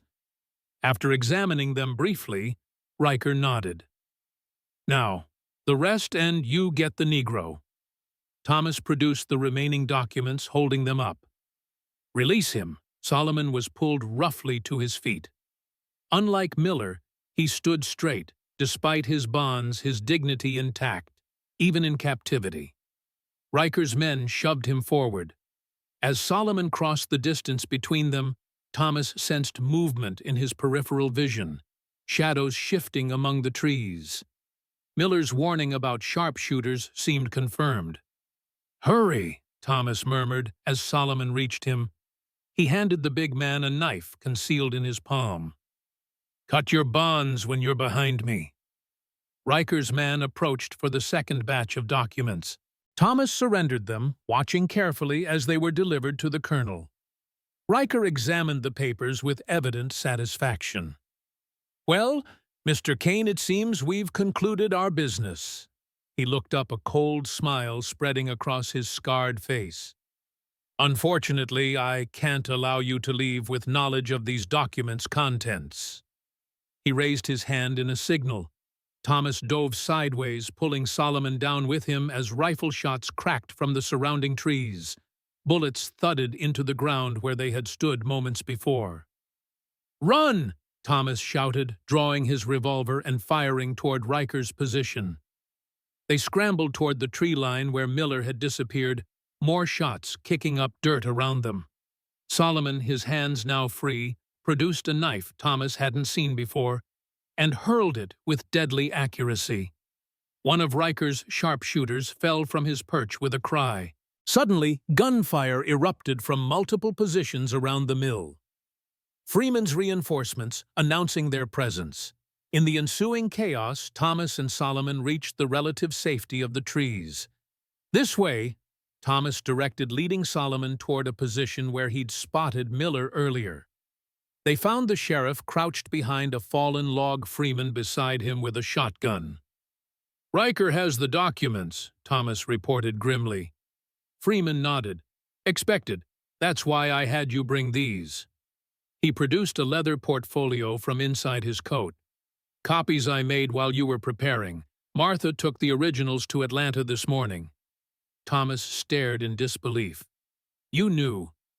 "I suspected Riker would never honor the exchange." Freeman smiled thinly. Always prepare for betrayal when dealing with men like him. Relief flooded through Thomas, followed quickly by renewed concern. The Maroon Camp. I sent 2 riders ahead of us, Freeman assured him. They should have reached Esther by now. The gunfight around the mill intensified. Riker's men, initially surprised, had regrouped and were returning fire with discipline. We need to get to the camp, Thomas insisted. If Riker realizes he has copies, he'll order an all-out attack. Solomon, who had been examining Miller's injuries, looked up. The sheriff needs medical attention. He's got broken ribs, maybe internal bleeding. Thomas made a quick decision. Freeman, get Miller to safety. Solomon and I will head for the camp. My horse is behind the tannery, Freeman offered. Take it, we'll manage here. As Thomas and Solomon prepared to leave, Miller gripped Thomas's arm with surprising strength. Finish this, Kane, the sheriff said, his voice raspy with pain. For all of us. Thomas nodded solemnly. I intend to. They moved through the darkness toward the tannery, the sounds of gunfire fading behind them. Freeman's horse, a sturdy bay gelding, was tethered where promised. Both of us? Solomon asked, eyeing the single mount. It'll have to do, Thomas replied, at least until we reach the swamp. They rode double Solomon's weight, making the horse labor as they galloped out of town. Behind them, a new commotion erupted, shouts, more gunfire. Riker must have discovered the deception, Solomon observed grimly. Thomas urged the horse faster. Then he'll head straight for the camp, for Ruth. The road to the swamp stretched before them, silver in the starlight. They rode in determined silence, each man calculating the odds, preparing for what lay ahead. The fate of the Maroon Camp and the children Thomas had sworn to protect hung in the balance. After an hour's hard riding, they reached the edge of the Okefenokee. Here, the road ended, giving way to the tangled wilderness of the swamp. They dismounted, tethering the exhausted horse to a sturdy cypress. We'll need a boat, Solomon said, scanning the dark waterway. Thomas pointed to where he'd hidden his canoe earlier. There, but it'll barely hold both of us. They launched the small craft, which rode dangerously low in the water with their combined weight. Solomon paddled with powerful strokes, while Thomas kept watch revolver ready. The swamp was alive with night sounds, frogs, insects, the occasional splash of something larger moving through the water. But as they approached the vicinity of the Maroon Camp, an unnatural silence fell. Listen, Solomon whispered, ceasing his paddling. Thomas strained his ears. In the distance, faint but unmistakable, came the sound of gunfire. They're attacking the camp, Thomas realized with growing horror. We're too late. Solomon resumed paddling with renewed urgency. Not yet. Esther's people know how to defend themselves. They navigated the maze of waterways leading to the Maroon settlement, the sounds of conflict growing louder. As they rounded a bend, they saw it, the island illuminated by the glow of burning structures. Figures moved in silhouette against the flames, locked in deadly combat. There, Solomon pointed to a small landing partially concealed by reeds. They beached the canoe and moved quickly toward the settlement, staying low to avoid stray bullets. The scene that greeted them was one of chaos. Riker's men had breached the outer defenses and were engaged in fierce fighting throughout the camp. Some buildings were ablaze, casting a hellish light over the battle. We need to find the children, Thomas shouted over the din. Solomon nodded toward a structure at the center of the settlement, a sturdy cabin built on stilts above the swamp water. Esther's place. That's where they'd be. They fought their way through the melee, Thomas using his revolver sparingly, conserving ammunition. Solomon armed himself with an abandoned shotgun, wielding it with deadly efficiency. As they neared Esther's cabin, Thomas spotted a familiar figure through the smoke. Riker, his arm still in a sling, directing his men from horseback. The colonel's face was illuminated by flames, transforming his scar into a livid red slash. "There!" Riker shouted, spotting them. "Get Kane! He has the real documents!" Several of Riker's men turned, raising rifles. Thomas and Solomon dove behind a water barrel as bullets splintered the wood around them. "Go for the cabin," Solomon urged. "I'll cover you." "Solomon, go!" The big man rose, firing the shotgun in a thunderous blast that scattered their attackers. Thomas sprinted for Esther's cabin bullets, kicking up water and earth around him.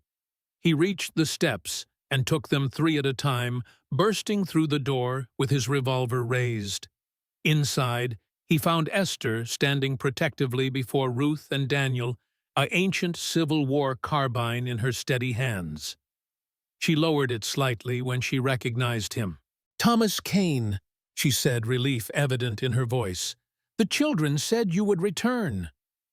Ruth and Daniel rushed forward, their faces smudged with soot, but otherwise unharmed. Thomas embraced them briefly. "We need to move," he said urgently. "Riker's men have breached the settlement." Esther nodded grimly. "There's a tunnel beneath this cabin leads to a hidden dock. We keep a boat there for emergencies." "Take the children," Thomas instructed. "Get them to safety." Ruth gripped his hand. "You're coming with us." Before Thomas could respond, the cabin door burst open. Solomon staggered in blood, streaming from a wound in his side. "They're coming," he gasped. "Dozens of them." Outside, Riker's voice carried clearly through the night. Burn it all. Find the witch child." Thomas made his decision. Everyone into the tunnel. Now. Esther moved quickly, sliding aside a woven mat to reveal a trapdoor. "The children first." Daniel helped Ruth through the opening, then followed. Esther looked at Solomon's wound with concern. "Can you make it?" The big man nodded, though his face was gray with pain. "Just need to slow the bleeding." As Esther began tearing strips of cloth for bandages, Thomas peered out the window. The settlement was largely overrun, many defenders fallen or captured. Riker's men were methodically searching each structure, setting fire to those they'd cleared. "They'll reach us in minutes," Thomas warned. Solomon, his wound hastily bandaged, moved toward the trapdoor. "I'll guard the tunnel entrance from below." "And I'll ensure they don't follow immediately," Thomas decided, checking his ammunition. 3 bullets remained in his revolver, plus whatever was in the shotgun Solomon had dropped. Esther's eyes met his. "The children need you." "They'll have me," Thomas promised. "Go. I'll be right behind you." Reluctantly, Esther descended into the tunnel, helping Solomon down the crude ladder. Thomas barred the door, then quickly gathered what ammunition he could find in the cabin. Outside, Riker's men were drawing closer. Through the window, Thomas could see the colonel directing operations from his horse rage, evident even at a distance. "Find them!" Riker shouted. $1,000 to the man who brings me the girl."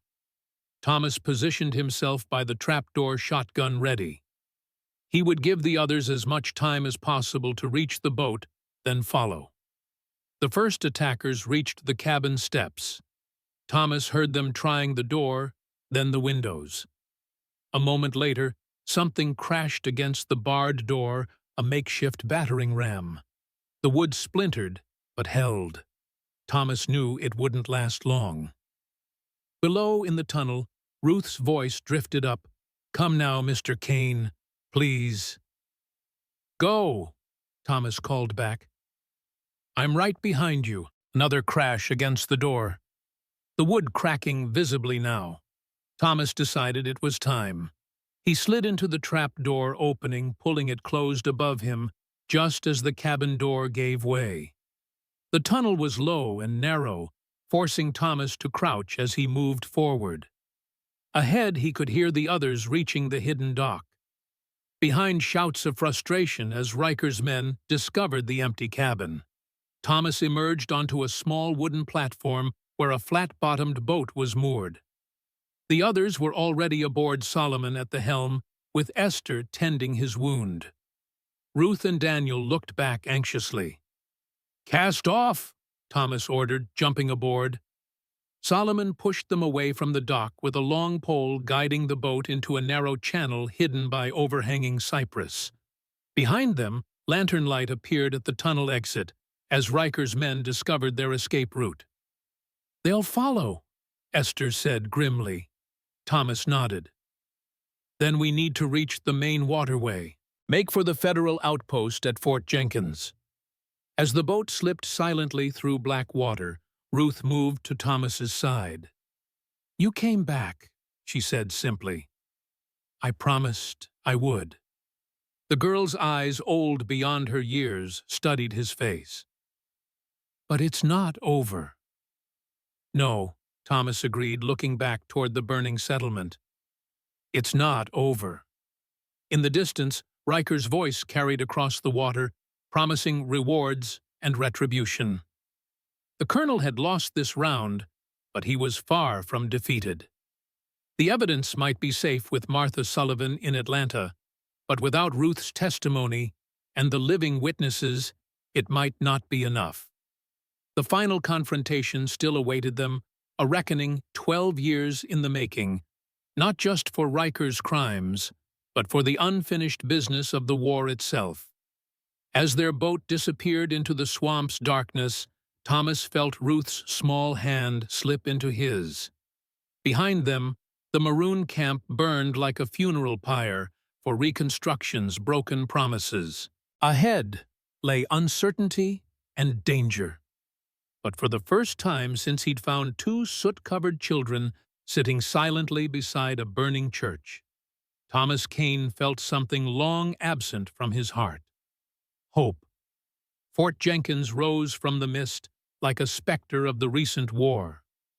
Wooden palisades surrounding a collection of weathered buildings, the Union flag hanging limp in the dawn air. Built during the conflict to secure the waterways of southern Georgia, the fort now served as an outpost for federal troops tasked with enforcing Reconstruction policies that existed more on paper than in practice across much of the South. Thomas guided their boat toward the fort's small dock, where two blue-uniformed soldiers stood watch. The night's journey through the swamp had been arduous. Solomon's wound required constant attention, and twice they'd spotted Riker's men searching the waterways. Only Ruth's uncanny ability to sense approaching danger had allowed them to evade capture. "Federal outpost," Thomas announced as they approached. "Identify yourselves," called one of the sentries, raising his rifle. "Thomas Kane, former Captain 14th Connecticut Infantry," Thomas replied. "I have wounded civilians seeking federal protection." The soldiers conferred briefly, then motioned them to dock. As they secured the boat, Thomas helped Solomon to his feet. The big man had grown weaker during the night, his bandages soaked through despite Esther's continuous care. "Medical officer," Thomas told the nearest soldier. "This man has a gunshot wound." The sentry nodded, dispatching his companion to fetch help. Minutes later, a lieutenant appeared accompanied by a middle-aged man with a medical kit. "I'm Lieutenant Simmons, commanding officer," the young officer announced. His eyes widened slightly at the sight of their mixed group, white-colored, and children, but to his credit, he asked no immediate questions. "Dr. Holloway will see to your wounded." As the doctor examined, Solomon, Simmons drew Thomas aside. "Captain Kane, may I ask what brings you to Fort Jenkins under such unusual circumstances?"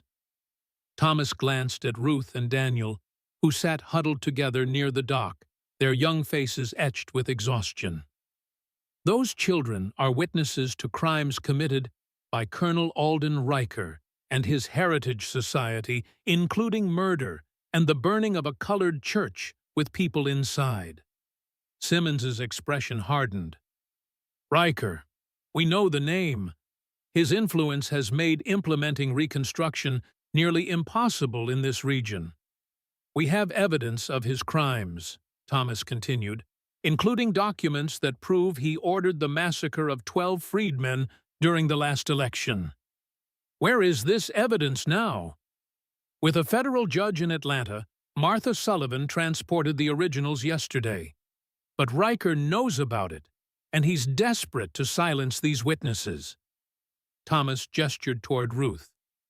Especially the girl. She has special knowledge of events. Simmons studied the children thoughtfully. And Riker's pursuing you? With at least 20 armed men, they attacked the Maroon settlement in the Okefenokee last night, burned most of it to the ground. The lieutenant's jaw tightened. I have 30 men here, not much against Riker's force, if they decide to attack a federal outpost. We don't need to stay long, Thomas assured him. Just until we can arrange transportation to Atlanta for the children. Once they're safely before Judge Parker with the evidence, Riker's reign ends. Simmons nodded slowly. I can provide escort to the railway station at Waycross. From there, it's 6 hours to Atlanta. When, tomorrow morning, the supply wagon returns from Waycross tonight, it can take you back at first light. Thomas felt a mixture of relief and concern. Riker may find us before then. You'll be under federal protection here, Simmons stated firmly. If Riker dares attack a U.S. Army installation, he'll face consequences even his influence can't overcome. As they spoke, Dr. Holloway approached, wiping blood from his hands. Your friend will live, though the bullet caused significant damage. He needs rest, clean bandages, and time to heal. We don't have time, Solomon called weakly from where he lay. Riker won't wait. He'll have to, the doctor replied sternly. You've lost too much blood to travel immediately. Thomas moved to Solomon's side. Rest. Regain your strength. The children and I will continue to Atlanta with the evidence. Solomon gripped Thomas's wrist with surprising strength. Don't underestimate Riker. He's cornered now, more dangerous than ever. I know. Thomas clasped the wounded man's shoulder. But we've come too far to turn back. Lieutenant Simmons showed them to quarters within the fort, a small barracks room equipped with cots and a washing basin. For the first time in days, they had a chance to rest in relative safety. While Esther helped the children wash and change into clean clothes provided by the fort's stores, Thomas sat on the edge of his cot, examining the wooden soldier Daniel had given him for luck. The rough carving had survived their journey through fire and water, a small miracle among many. Ruth approached, her hair freshly braided by Esther, wearing a simple dress several sizes too large. Mr. Kane. Thomas looked up, offering a tired smile. How are you feeling, Ruth? Better now. She sat beside him, her small fingers tracing the outline of the wooden soldier. This is good luck. Daniel made it special. Did he now? Ruth nodded solemnly. He put memories in it. Good ones, from before. Thomas studied the carving more closely. What kind of memories? Of our father teaching Daniel to whittle. Of mother singing by the fire. Ruth's voice softened. Of when we were safe. Thomas felt his throat tighten. You'll be safe again. I promise. The girl's dark eyes met his ancient wisdom flowing beneath childish features. Mother said we would find a new guardian. Someone who understood loss. She touched his hand gently. She was right. Before Thomas could respond, a commotion erupted outside, raised voices, the clatter of horses approaching. Lieutenant Simmons appeared at their door, his expression grim. Riders approaching from the south, he reported. Not military. Thomas stood quickly. Riker. Most likely. 20 men, at least heavily armed. but they wouldn't dare attack a federal outpost, Thomas reasoned, though doubt crept into his voice. Simmons's expression remained troubled. Perhaps not directly, but I've just received a telegram from the county seat. He hesitated, glancing at the children. Judge Hargrove has issued arrest warrants for you and the children. Charges include kidnapping, assault on county officials, and theft of private property. That's absurd, Thomas protested. Those charges are fabricated. Obviously, but they create a legal pretext. Riker's not attacking a fort, he's assisting in the execution of lawful warrants. Thomas absorbed this with growing dread. Will you surrender us? Simmons straightened, indignation flashing across his young face. I will not. This fort stands on federal soil, under federal jurisdiction. County warrants have no authority here. He adjusted his uniform jacket. However, we must proceed carefully. If Riker provokes an armed conflict between federal troops and local authorities, it could have repercussions far beyond Redemption County. Thomas moved to the window, peering through the gap in the shutters.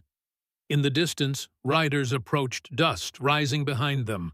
At their head rode Colonel Riker, his silver hair catching the morning light, his scarred face set in lines of grim determination.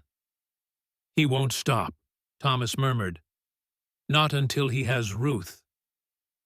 Why the girl specifically? Simmons asked. Thomas hesitated, unsure how to explain Ruth's abilities without sounding insane. She witnessed things, can identify Riker's men, knows details only someone present could know. Esther spoke up from where she sat with Daniel. The child has the gift of memory touch. She can read the past from objects she handles. Simmons's skepticism was evident. I see. It doesn't matter if you believe it, Thomas said sharply. Riker does, and he fears it enough to burn churches and murder innocents to silence her. The lieutenant nodded briskly. Very well. We'll defend our position regardless of the reason. He turned to leave. Stay inside. I'll handle Riker. After Simmons departed, Thomas gathered the children and Esther. If fighting starts, we may need to flee. The supply wagon Simmons mentioned, where would it be kept? Saw it when we arrived, Daniel offered. Behind the quartermaster's building. Big wagon, 4 horses. Thomas nodded approvingly. Good eye. If I give the signal, we head there immediately. Understand? Both children nodded, their faces solemn. Esther wrapped protective arms around them. What about Solomon? We'll take him if possible. If not... Thomas didn't finish the thought. Outside, Riker's party had reached the fort's main gate. Through the window, Thomas could see Lieutenant Simmons standing on the walkway above, addressing the mounted men below. Though too distant to hear the exchange clearly, Thomas recognized the pattern: Simmons refusing entry, Riker insisting on his legal authority, threats veiled as procedural requirements. The discussion grew more heated, Riker's voice occasionally carrying across the compound. Federal overreach, harboring fugitives, obstruction of local governance. Simmons stood firm, his young face composed despite the pressure. The standoff continued for nearly half an hour, before Riker finally turned his horse, leading his men to establish position just beyond rifle range of the fort. They're not leaving, Daniel observed from the window. No, Thomas agreed grimly. They're laying siege. Lieutenant Simmons returned his uniform immaculate, despite the tension of the confrontation. Riker has withdrawn temporarily, but he's camping his men within sight of the fort. Says he'll remain until we respect county authority. How long until the supply wagon returns? Thomas asked. Expected by nightfall. Simmons straightened his already perfect posture. Once darkness falls, we can slip you out the rear gate. Riker's watching the main entrance, but the swamp side is less heavily observed. Thomas nodded, though doubt gnawed at him. Riker was too experienced to leave an obvious escape route unguarded. The day passed with agonizing slowness. Solomon's condition improved slightly under Dr. Holloway's care, but he remained too weak for strenuous travel. Esther kept the children occupied with quiet games and stories, while Thomas alternated between watching Riker's camp and planning their next move. By late afternoon, Thomas noticed increased activity among Riker's men riders, dispatched in various directions, small groups breaking off to circle the fort's perimeter. "He's positioning men to cut off escape routes," Thomas told Simmons as they observed from the fort's wall. "He knows about the supply wagon." Simmons frowned. "Inevitable, I suppose. This fort isn't exactly secure against determined observation." "We need a diversion," Thomas decided. "Something to draw their attention while we slip away." Such as, Thomas considered their limited options. "Is the telegraph operational?" "Yes. Line runs to Waycross, then connects to the main network." "Send a message to Judge Parker in Atlanta. Inform him we're bringing key witnesses and request federal marshals meet us at Waycross Station tomorrow." Simmons nodded. "And the diversion?" Thomas smiled grimly. "Send another telegram to the newspaper in Waycross. Announce that federal troops have arrested Colonel Alden Riker for crimes against freedmen." Understanding dawned on Simmons's face. "False news to provoke reaction. Riker will hear about it within hours. His informants are everywhere. He'll be forced to respond to demonstrate he's free and in control." Clever, but dangerous. He might attack the fort directly. "He might," Thomas acknowledged. "But more likely, he'll stage a public appearance ride into Waycross, perhaps show himself to refute the rumors. Either way, it divides his attention." As dusk approached, the telegrams were sent. Thomas gathered with Simmons, Solomon propped up, despite the doctor's objections, and Esther to finalize their plan. "The supply wagon should arrive within the hour," Simmons reported. "4-horse team, 2 drivers. We'll replace them with my best men, Corporal Hayes and Private Jenkins. They'll escort you to Waycross." "What about Solomon?" Esther asked.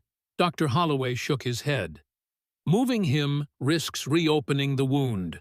He should remain here under medical supervision." Solomon attempted to protest, but his weakness betrayed him. "Go," he finally conceded. "The children's testimony is what matters now." As darkness fell, a new tension gripped the fort. The supply wagon was now 2 hours overdue. Lieutenant Simmons paced the wall, peering into the gathering gloom. "Something's wrong," he muttered. "They're never this late." Thomas joined him, a cold certainty forming in his gut. "Riker intercepted them." Before Simmons could respond, a shout came from the southern watchtower. "Riders approaching! They've got prisoners!" They rushed to the tower, where a young soldier handed Simmons a spyglass. The lieutenant's expression darkened as he surveyed the approaching party. "It's Riker, and he has our supply wagon drivers." He passed the spyglass to Thomas. "Along with someone else you might recognize." Thomas peered through the lens, focusing on the small procession approaching the fort. Riker led the way, followed by several mounted men. Behind them came the supply wagon driven by one of Riker's men, while the fort's drivers walked alongside as prisoners. But it was the final figure that made Thomas's blood run cold. Sheriff Miller, barely able to stand, supported between 2 of Riker's thugs. "He survived," Thomas whispered, relief mingling with dread. "Barely," Simmons observed. "And now Riker's using him as leverage." They descended to the main gate as Riker's party halted outside hailing distance. The colonel rode forward alone, stopping just within speaking range. "Lieutenant Simmons," he called, his voice carrying easily in the night air. I believe I have something of yours. Simmons stepped forward. Those men are federal employees, Colonel. Interfering with them is a serious offense. Riker smiled coldly. Merely detained for questioning regarding suspected contraband. They'll be released unharmed once our business concludes. He gestured toward Sheriff Miller. I've also brought the county sheriff who has legal warrants requiring immediate execution. Thomas moved beside Simmons. Those warrants are fraudulent, Lieutenant. Judge Hargrove is Riker's puppet.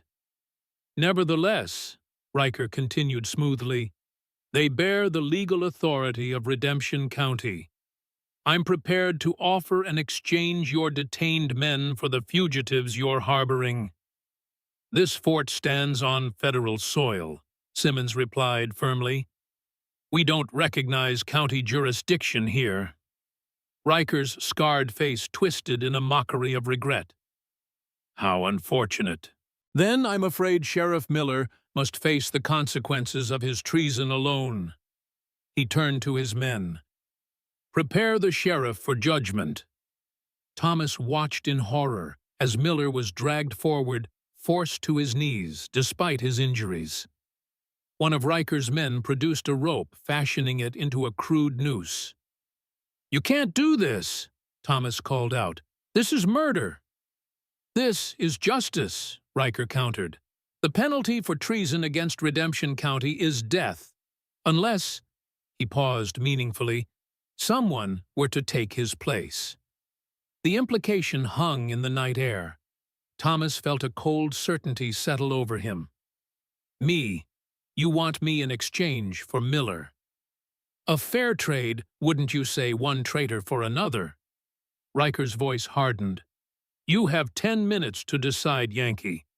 After that, Miller hangs and my men attack this fort with or without federal authorization. As Riker withdrew to his lines, Simmons turned to Thomas. You can't consider this. It's suicide. Thomas watched Miller's slumped form, remembering Gettysburg, the Confederate lieutenant he'd dragged to safety, despite the bullets flying around them. A debt repaid, perhaps. Get the children to Atlanta, Thomas said quietly. No matter what happens to me, Ruth's testimony and the documents must reach Judge Parker. Thomas, Esther began, having joined them at the wall. No arguments, he cut her off. I made a promise to protect those children, and this is how I keep it. Simmons studied him with newfound respect. We'll create a diversion.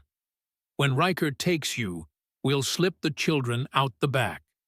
My men will ensure they reach Waycross. Thomas nodded, his decision made. Tell Ruth and Daniel. Tell them I'm keeping my promise. Just not the way I planned. Minutes later, Thomas stood before the fort's gate as it swung open. He walked forward alone, unarmed, his steps measured and deliberate. Behind him, the fort had gone suspiciously quiet, part of Simmons's diversion plan. Riker waited at the midpoint between the fort and his camp Sheriff Miller, still kneeling beside him. So the Yankee hero emerges, Riker called as Thomas approached, sacrificing himself for a Southern lawman. How ironic. Thomas stopped a few paces away. Release Miller, now! Riker gestured, and his men hauled the sheriff to his feet.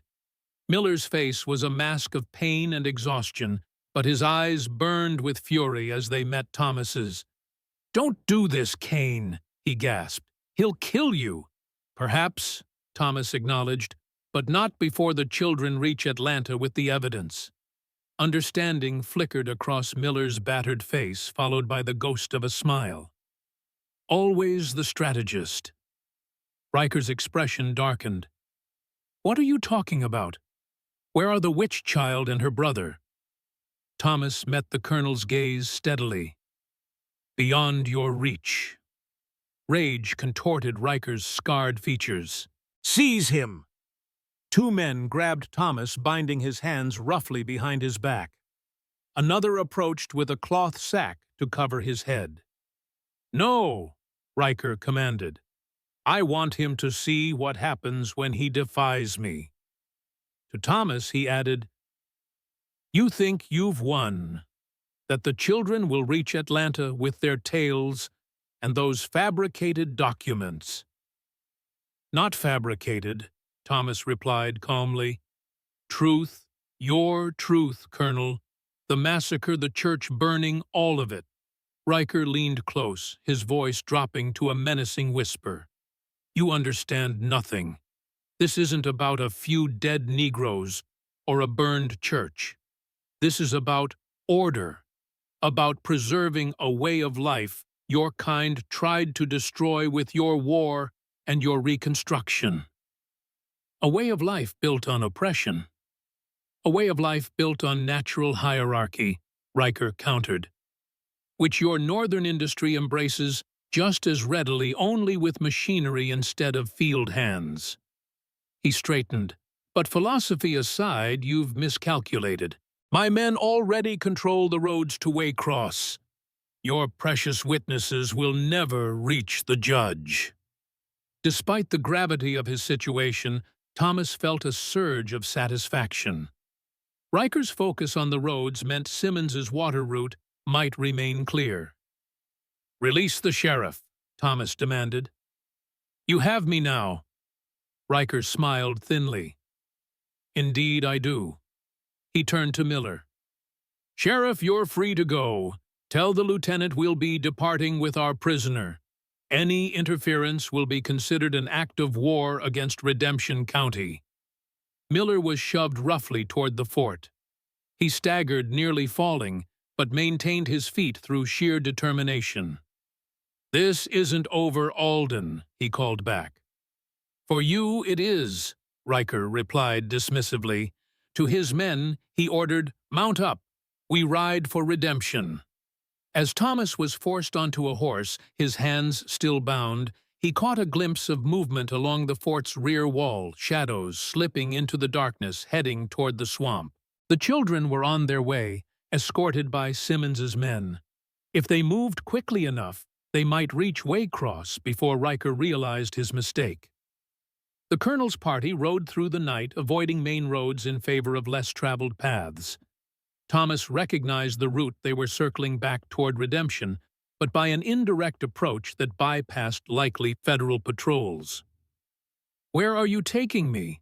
he finally asked as they forded a shallow creek. Riker, riding alongside, smiled grimly. "Justice awaits at dawn, Yankee.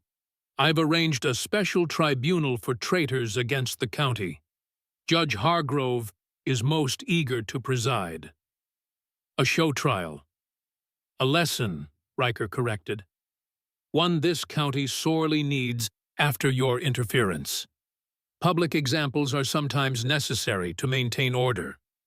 Thomas understood, then Riker planned a public execution, a spectacle to reassert his authority and intimidate any who might consider challenging him. "The war's over, Colonel," Thomas said quietly. "Has been for 12 years. Riker's face hardened in the moonlight. "The fighting stopped. The war continues in every ballot cast, every northern policy imposed, every tradition overturned." His voice dropped to a near whisper. "And in the end, we will win. Your reconstruction is already failing. Soon, the federal troops will withdraw. The carpetbaggers will return north, and the natural order will reassert itself. And Ruth, Daniel, what place do they have in your natural order?" A shadow crossed Riker's scarred face. "The children are complications, reminders of mistakes." He straightened in his saddle. "But they'll be found. Family belongs with family after all." The implication chilled Thomas more than any threat against his own life. Riker didn't just want to silence Ruth, he wanted to possess her to control the power she represented. They reached Redemption as dawn broke, the town still mostly asleep, except for Riker's men positioned at key points. Thomas was taken directly to the courthouse, where Judge Hargrove waited, despite the early hour, dressed in full judicial regalia. The trial was brief and farcical. Charges were read: treason, obstruction of justice, assault on county officials without evidence or witnesses. Thomas was permitted no defense, no statements, beyond confirmation of his identity. Throughout the proceedings, the courthouse filled with townspeople summoned to witness Riker's display of power. Thomas searched the crowd, recognizing a few sympathetic faces among the hostile majority Freeman's supporters, perhaps, or those who secretly opposed Riker's reign. Judge Hargrove's verdict surprised no one.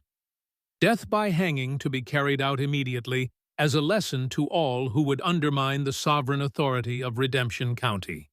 As Thomas was led from the courthouse to the town square, where a hastily constructed gallows awaited, he noticed increased activity among Riker's men riders, arriving urgent conversations, growing concern. "Problems, Colonel?" Thomas asked, as they approached the scaffold. Riker's expression betrayed nothing, but his eyes contained a hint of uncertainty. "Merely ensuring all arrangements are in order." The square had filled with spectators, some eager for the grim spectacle, others visibly uncomfortable. Thomas was marched up the gallows steps positioned over the trapdoor as the noose was fitted around his neck. Judge Hargrove read the sentence again, his voice carrying across the hushed crowd. Commissioner Monroe stood nearby, his leg still bandaged from Thomas's bullet, satisfaction evident in his thin face. "Any last words, traitor?" Hargrove asked perfunctorily. Thomas surveyed the crowd, then fixed his gaze on Riker. "The truth cannot be hanged. Justice is coming, Colonel. Not just for me, but for all those you've murdered." Riker stepped forward, his composure finally cracking. "Enough, executioner, proceed." "Halt, in the name of the United States government!" The commanding voice cut through the square like a thunderclap. The crowd parted as riders entered from the main street, 24 men in the uniforms of federal marshals, led by a distinguished older man in judicial robes. "This execution is stayed by federal order," the judge announced, producing an official document. "Thomas Kane is remanded to federal custody pending investigation of crimes against freedmen in Redemption County." Riker's face contorted with fury. "This is county jurisdiction, not federal. You have no authority here." "On the contrary," the judge replied, calmly dismounting with the assistance of a marshal. "The Enforcement Acts of 1870 and 71 specifically grant federal jurisdiction over crimes that violate the civil rights of freedmen. And I have here," he held up a leather portfolio Thomas recognized, "substantial evidence of such crimes." Thomas felt a surge of hope as he spotted familiar faces among the federal party: Martha Sullivan, Attorney Freeman, and most importantly, Ruth and Daniel riding double on a small pony, their faces alight with triumph and relief. Riker's control finally shattered. "This is Northern tyranny, an invasion of Southern sovereignty. This is the law, Colonel Riker," the judge corrected firmly. "The same law that applies in Boston, Chicago, and Redemption alike." To his marshals, he ordered, "Release that man and arrest Colonel Riker on charges of murder conspiracy and violation of the Enforcement Acts." Chaos erupted in the square. Riker's men moved to defend him, while the federal marshals formed a protective line before the judge and witnesses. The townspeople scattered, seeking cover from the imminent violence. As a marshal rushed up the gallows steps to free him, Thomas kept his eyes on Ruth and Daniel. Even amid the turmoil, they remained focused on him, their faces reflecting the same determination he'd first witnessed beside a burning church. The noose loosened, then fell away entirely. Thomas rubbed his chafed wrists as the marshal cut his bonds. "Judge Parker," Thomas asked, recognizing the name Esther had mentioned. The marshal nodded. Arrived from Atlanta by special train last night. The girl insisted we come directly here, said you'd be at the gallows at dawn. He shook his head in amazement. Don't know how she knew, but she was right. Below, federal marshals had surrounded Riker, who continued to protest even as irons were fastened around his wrists. Commissioner Monroe attempted to flee, but was quickly apprehended. Judge Hargrove simply collapsed into his chair, the fight gone out of him. Thomas descended the gallows steps on unsteady legs. Ruth broke away from Martha Sullivan's protective embrace, running to meet him. He knelt, gathering her small form against him as Daniel approached more cautiously. "You came back for us," Daniel said, wonder in his voice, "even after they caught you." "I made a promise," Thomas replied simply. Ruth pulled back, her ancient eyes meeting his. "We kept our promise, too. We brought justice just like Mother wanted." Thomas looked up as Judge Parker approached the leather portfolio of evidence tucked securely under his arm. "Captain Kane," the judge greeted him formally. "These children have told me quite a story about you. If half of it is true, the nation owes you a considerable debt." Thomas rose, keeping a hand on each child's shoulder. "The debt is to them, Your Honor, and to their parents who died collecting the evidence you hold." Parker nodded solemnly. "Justice will be served, I assure you. Colonel Riker and his associates will face trial in federal court, where local influences cannot interfere." As the judge moved away to supervise Riker's detention, Martha Sullivan approached, her dignified bearing unchanged despite recent ordeals. "You did it, Mr. Kane," she said warmly. "You protected these children when no one else would." Thomas shook his head. "We protected each other." He looked down at Ruth and Daniel. "What happens to them now?" Martha smiled. "Judge Parker has granted me temporary guardianship until permanent arrangements can be made. They'll stay with me in Atlanta during the trials." A pang of unexpected loss struck Thomas. "That's good. They'll be safe with you." Ruth tugged at his hand. "But we want to stay with you, Mr. Kane." Daniel nodded in agreement. "You promised to protect us." "And I have," Thomas replied gently. "Mrs. Sullivan can give you a proper home education, everything you deserve." "But she's not you," Ruth insisted, her small face suddenly fierce. "Mother said we'd find a new father, someone who understood loss, someone who needed us as much as we needed him." Thomas felt something break inside him, a wall of grief and isolation he'd maintained since Sarah's death. These children had somehow breached it, bringing light into places long dark. Martha watched the exchange with understanding in her eyes. "Perhaps," she suggested carefully, "we might discuss a more permanent arrangement, Mr. Kane. My home in Atlanta has ample room, and I find myself in need of a property manager for my remaining lands here in Redemption." Thomas looked between Martha and the children, hope kindling where resignation had been moments before. "You'd stay in Redemption after everything that's happened."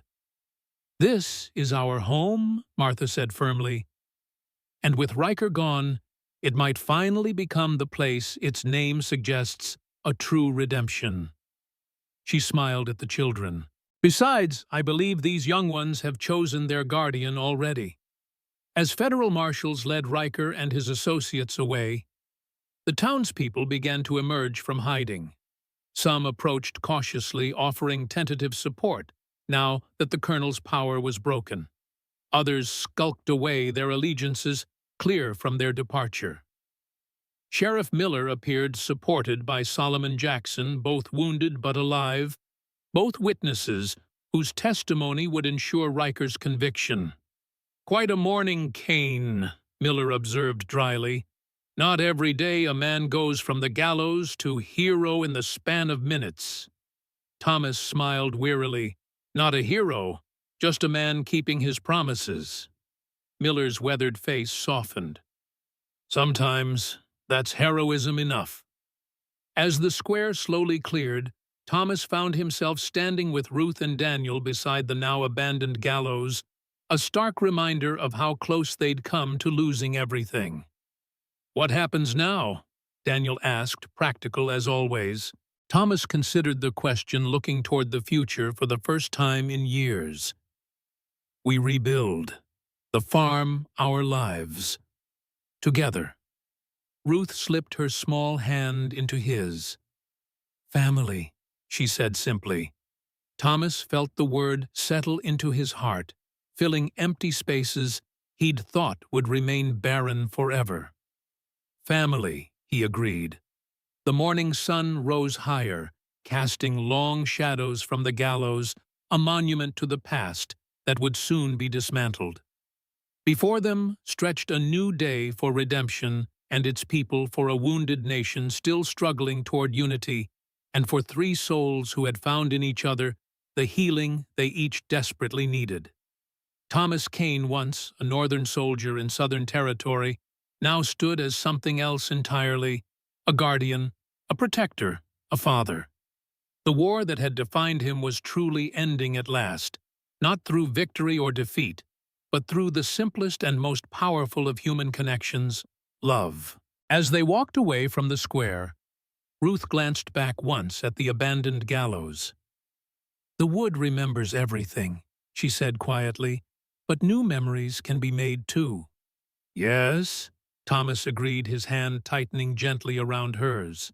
"New memories, better ones."